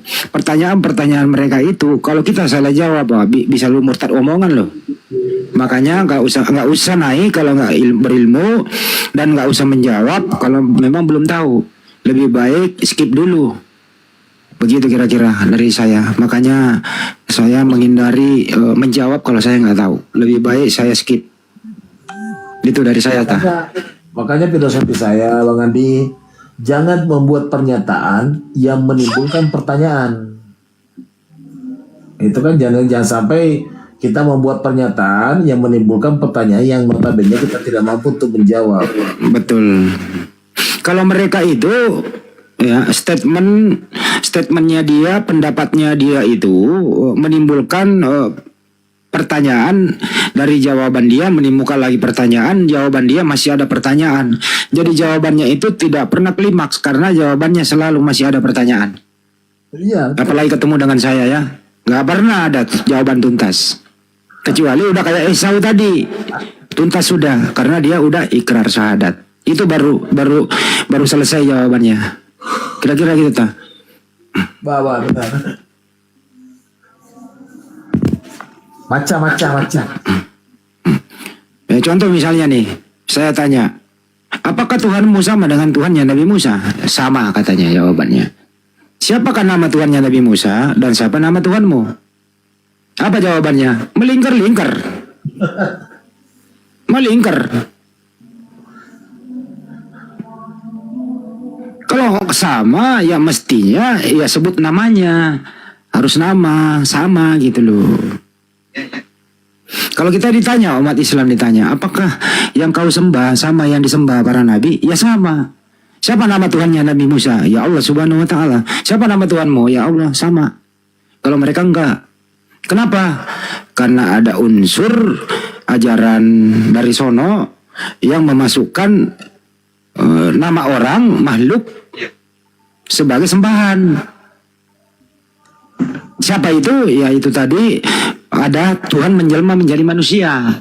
Jadi Tuhannya para nabi itu turun menjadi manusia, itu juga Tuhannya. Nah, susah memang ketemu di sana. Ya semoga antum-antum semua belajar lebih banyak ya. Jangan diskusi dulu, jangan naik dulu, jangan mendengarkan kalau nggak sanggup. Nah, nanti Anda yang jadi korban, HP dibanting lah, ember dipecah-pecahin karena emosi mendengarkan, pasti Anda emosi. Kalau saya hindari deh yang kayak begitu. Banyak loh itu. Oh, dia mendengarkan, terus dia, Bang Andi, tolong dong diluruskan. Saya bilang ini saya bukan orang yang meluruskan. Gitu loh. Orang yang kayak begitu nggak bisa diluruskan. Ini ada tamu Bang. Iya, Bang, silakan Bang. Bang 11, 7. Bang 11. Wah, tidur dia. Pernah nggak Ustadz Wafi bertanya kepada mereka, jawabannya memuaskan? Memuaskan nggak? Ya, memuaskan pikiran mereka sendiri. Saya gak nyambung kadang apa orang ini gitu saya. Gak nyambung. Gak nyambung. Diturunin aja katanya. Kenapa nggak bisa turun sendiri bro? Dan coba perhatikan Bang Andi ya, orang-orang yang murtad, yang keilmuannya tinggi, itu langsung dihilangkan oleh Allah, itu langsung gak beres pikirannya itu ketika dia sudah murtad. Dulu ada cerita, ada seorang ulama yang hafal Al-Quran murtad gara-gara, ini diceritakan ini dalam kitab-kitab para ulama ini, ada ulama ahli Quran, hafal Al-Quran, murtad gara-gara menikahi wanita Nasrani, Kristen, dan akhirnya dia menjadi orang Kristen. Ketika dalam peperangan, dia bertemu dengan temannya, teman yang sama ulama dulu ketika dalam peperangan. Akhirnya temannya ini kaget, loh, kamu kenapa ada di barisan Kristen? Akhirnya dia bilang, saya menikahi anak seorang raja Kristen, makanya saya jadi Kristen. Akhirnya nanya nih si ulama temannya itu, terus bagaimana hafalan Al-Quran kamu?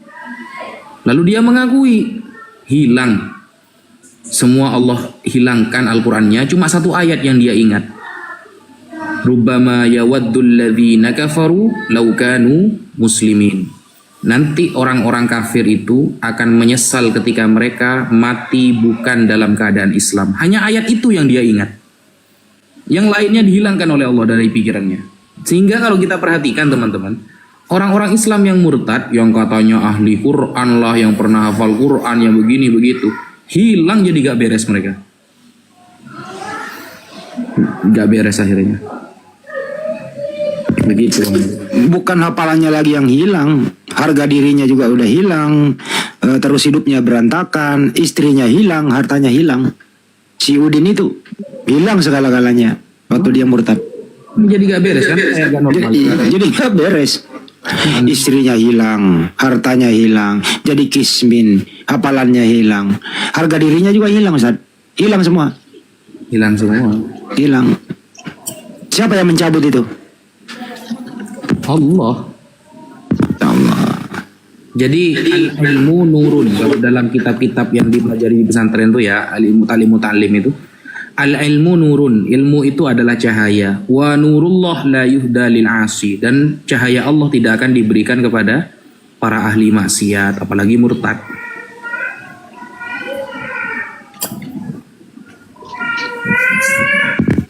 itu murtad itu sebenarnya itu memang ada nggak sih di kalangan mereka itu? Kok mereka menyebut-nyebut murtad? Ngerti nggak sih arti murtad itu mereka itu? Kan itu bahasa Islam, bukan bahasa Yunani gitu loh. Kok mereka pakai juga ya Ustaz? Oh iya, irtadda, riddah.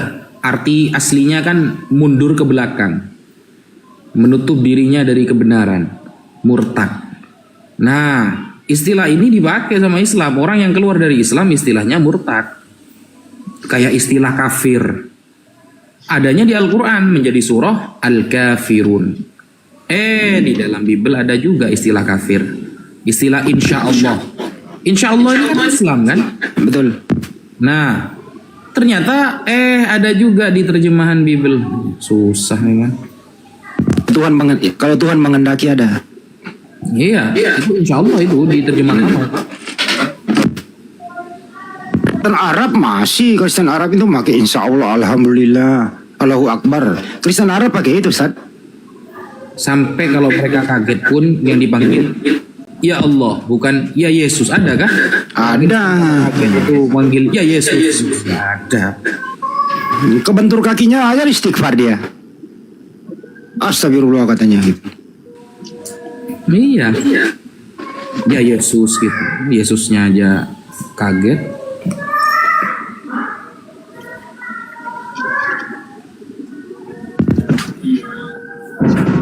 Jadi intinya teman-teman ya, mari jangan sampai berhenti belajar. Belajar terus. Yang ketinggalan kereta. Ya. Bang Andi, Ustaz Fafi, saya teman-teman semua, saya mau izin ini, saya di sini mau sholat subuh. Mau pamit dulu. Siap. Ya, assalamualaikum warahmatullahi wabarakatuh. Di kantor pos Kika, di pos Kika apa di kantor Kika? Oh di kantor dia itu. Bang Andi, saya juga pamit ini ya, hampir subuh juga di rumah. Saya juga mau pamit ini. Kalau begitu Ustaz Wafi tolong ditutup aja doa kafaratul majelis sekalian kita tutup. Terima kasih. Siap. Subhanakallahumma wa bihamdika asyhadu an la ilaha illa anta astaghfiruka wa atubu ilaik. Sekian, mohon maaf teman-teman. Assalamualaikum warahmatullahi wabarakatuh. Waalaikumsalam warahmatullahi wabarakatuh.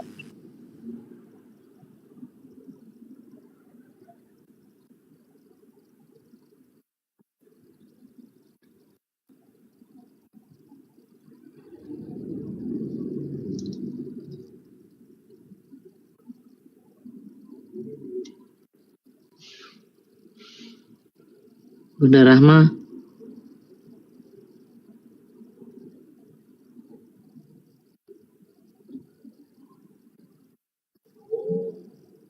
Bun. Nggak ada orang lagi, Bun.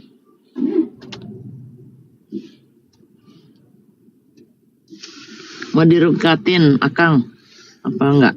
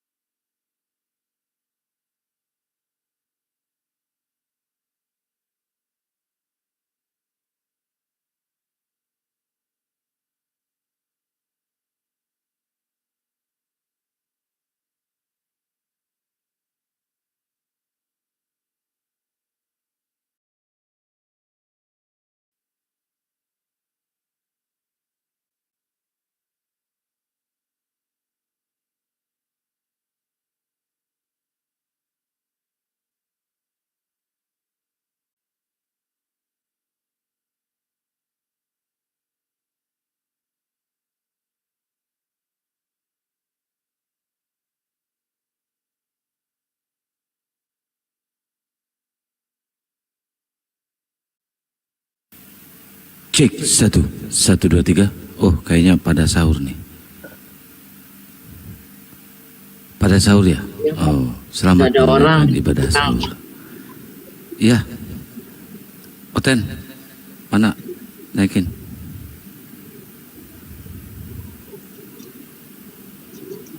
Cari sisa-sisa oten.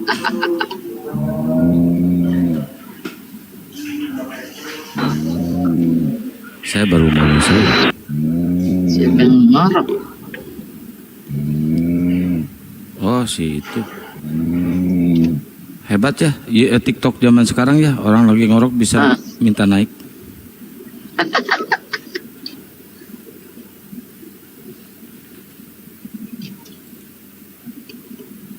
Ejar, selamat siang, selamat pagi.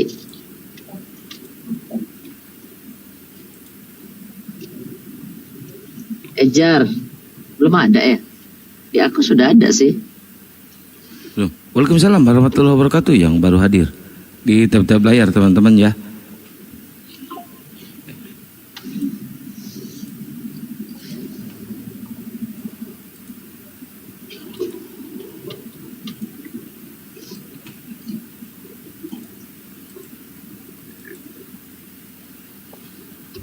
Pada ngorok minta naik ya, aneh. Benar. Kepijit kayaknya itu.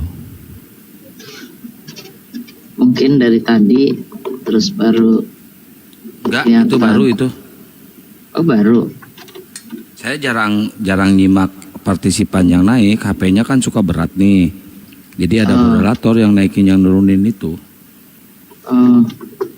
Tapi kalau sudah mau tutup, jangan sampai masih ada yang permintaan. Pernah dulu kasus tiba-tiba naik si kebenaran. Untung saya masih di situ. Jadi mau nggak mau diajak ngobrol. Kalau bukan moderator kan kita nggak bisa nurunin. Jadi nunggu dia, udah deh kabur aja deh, nggak apa lagi yang mau diomongin, ya kan? Baru dia kabur, baru saya turun. Itu serem juga tuh begitu. 2 kali tuh saya ngalamin gitu.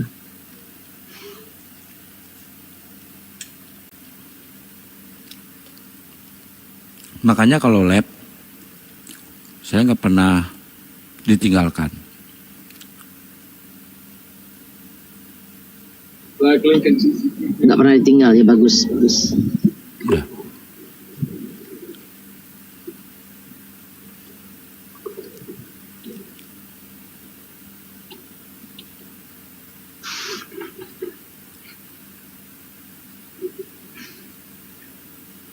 Soalnya bisa aja dia berbuat yang enggak kan.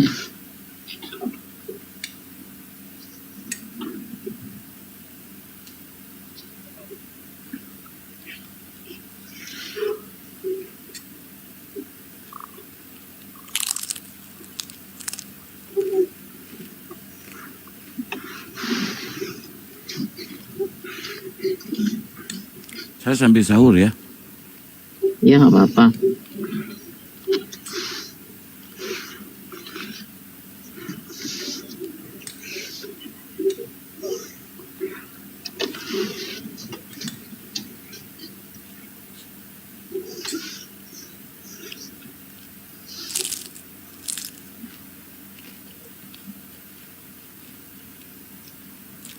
Biasanya Ustadz Alif rajin bacain typing yang di bawah.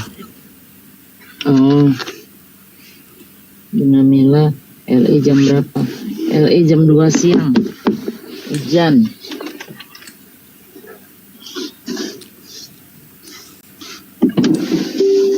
Karena hujan, jadi pakai jaket hujan. Saya bikin nasi goreng keasinan. Kata orang tua dulu, kalau Di sana jam berapa Bu Mila? Jam 2. 2 siang ya. Masih hari Kamis. Masih hari Kamis toh? Masih emang kalian udah Jumat? Hari Jumat sekarang di Indonesia. Kita masih Kamis. Kang, besok saya udah teleponan sama Haji Santo. Kang, Iya. besok saya tinggal nyari tempat di daerah Jakpus deh. Iya, yang dekat aja. Ya sambil koordinasi lah nanti di sana. Sambil kita buka puasa ya. Tenang aja, kalau masalah hubungannya dengan kasir serahin ke gua dah. Oke. Bikin acara lagi bang. Udahannya di YouTube teman-teman. Di sini masih ngobrol santai dulu, koordinasi. Di YouTube saya udah tutup.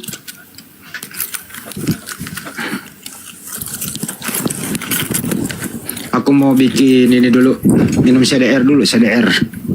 Vitamin C. Bikin nasi goreng keasinan, kebanyakan asin. Garam. Katanya kalau bikin sesuatu keasinan, ada yang pengen dilamar katanya.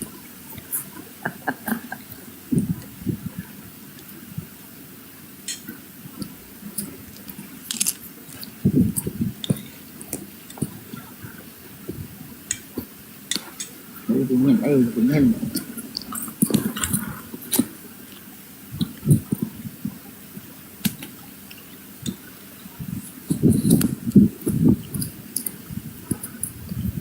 Ini saya spill ya.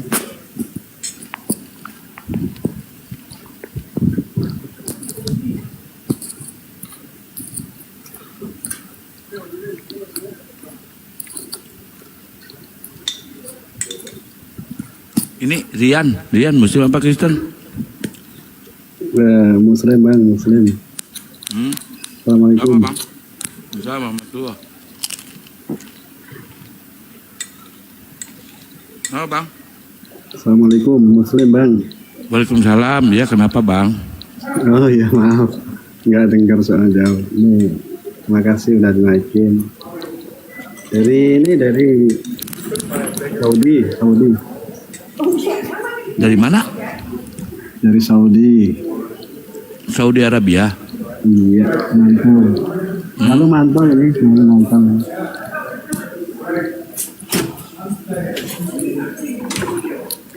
Lagi ngapain di sana bang? Lagi nguli bang. Lagi nguli di sini bang.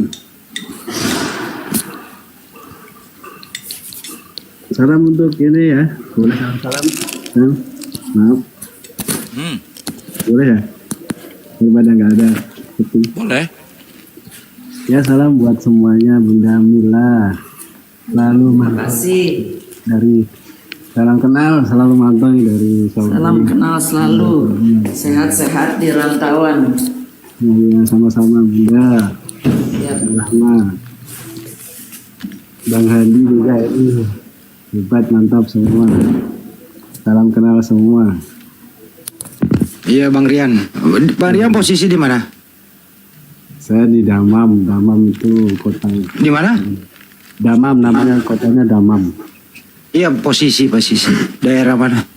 Ya Damam itu namanya Saudi, bagian Damam namanya. Kan ada Jeddah, Riyadh, Damam. Oh Jawa Tengah. Saudi kan? Saya di Saudi. Oh Saudi, masya Allah di Saudi ternyata. Iya jam 12 itu selalu jemaah ya, pagi siang malam.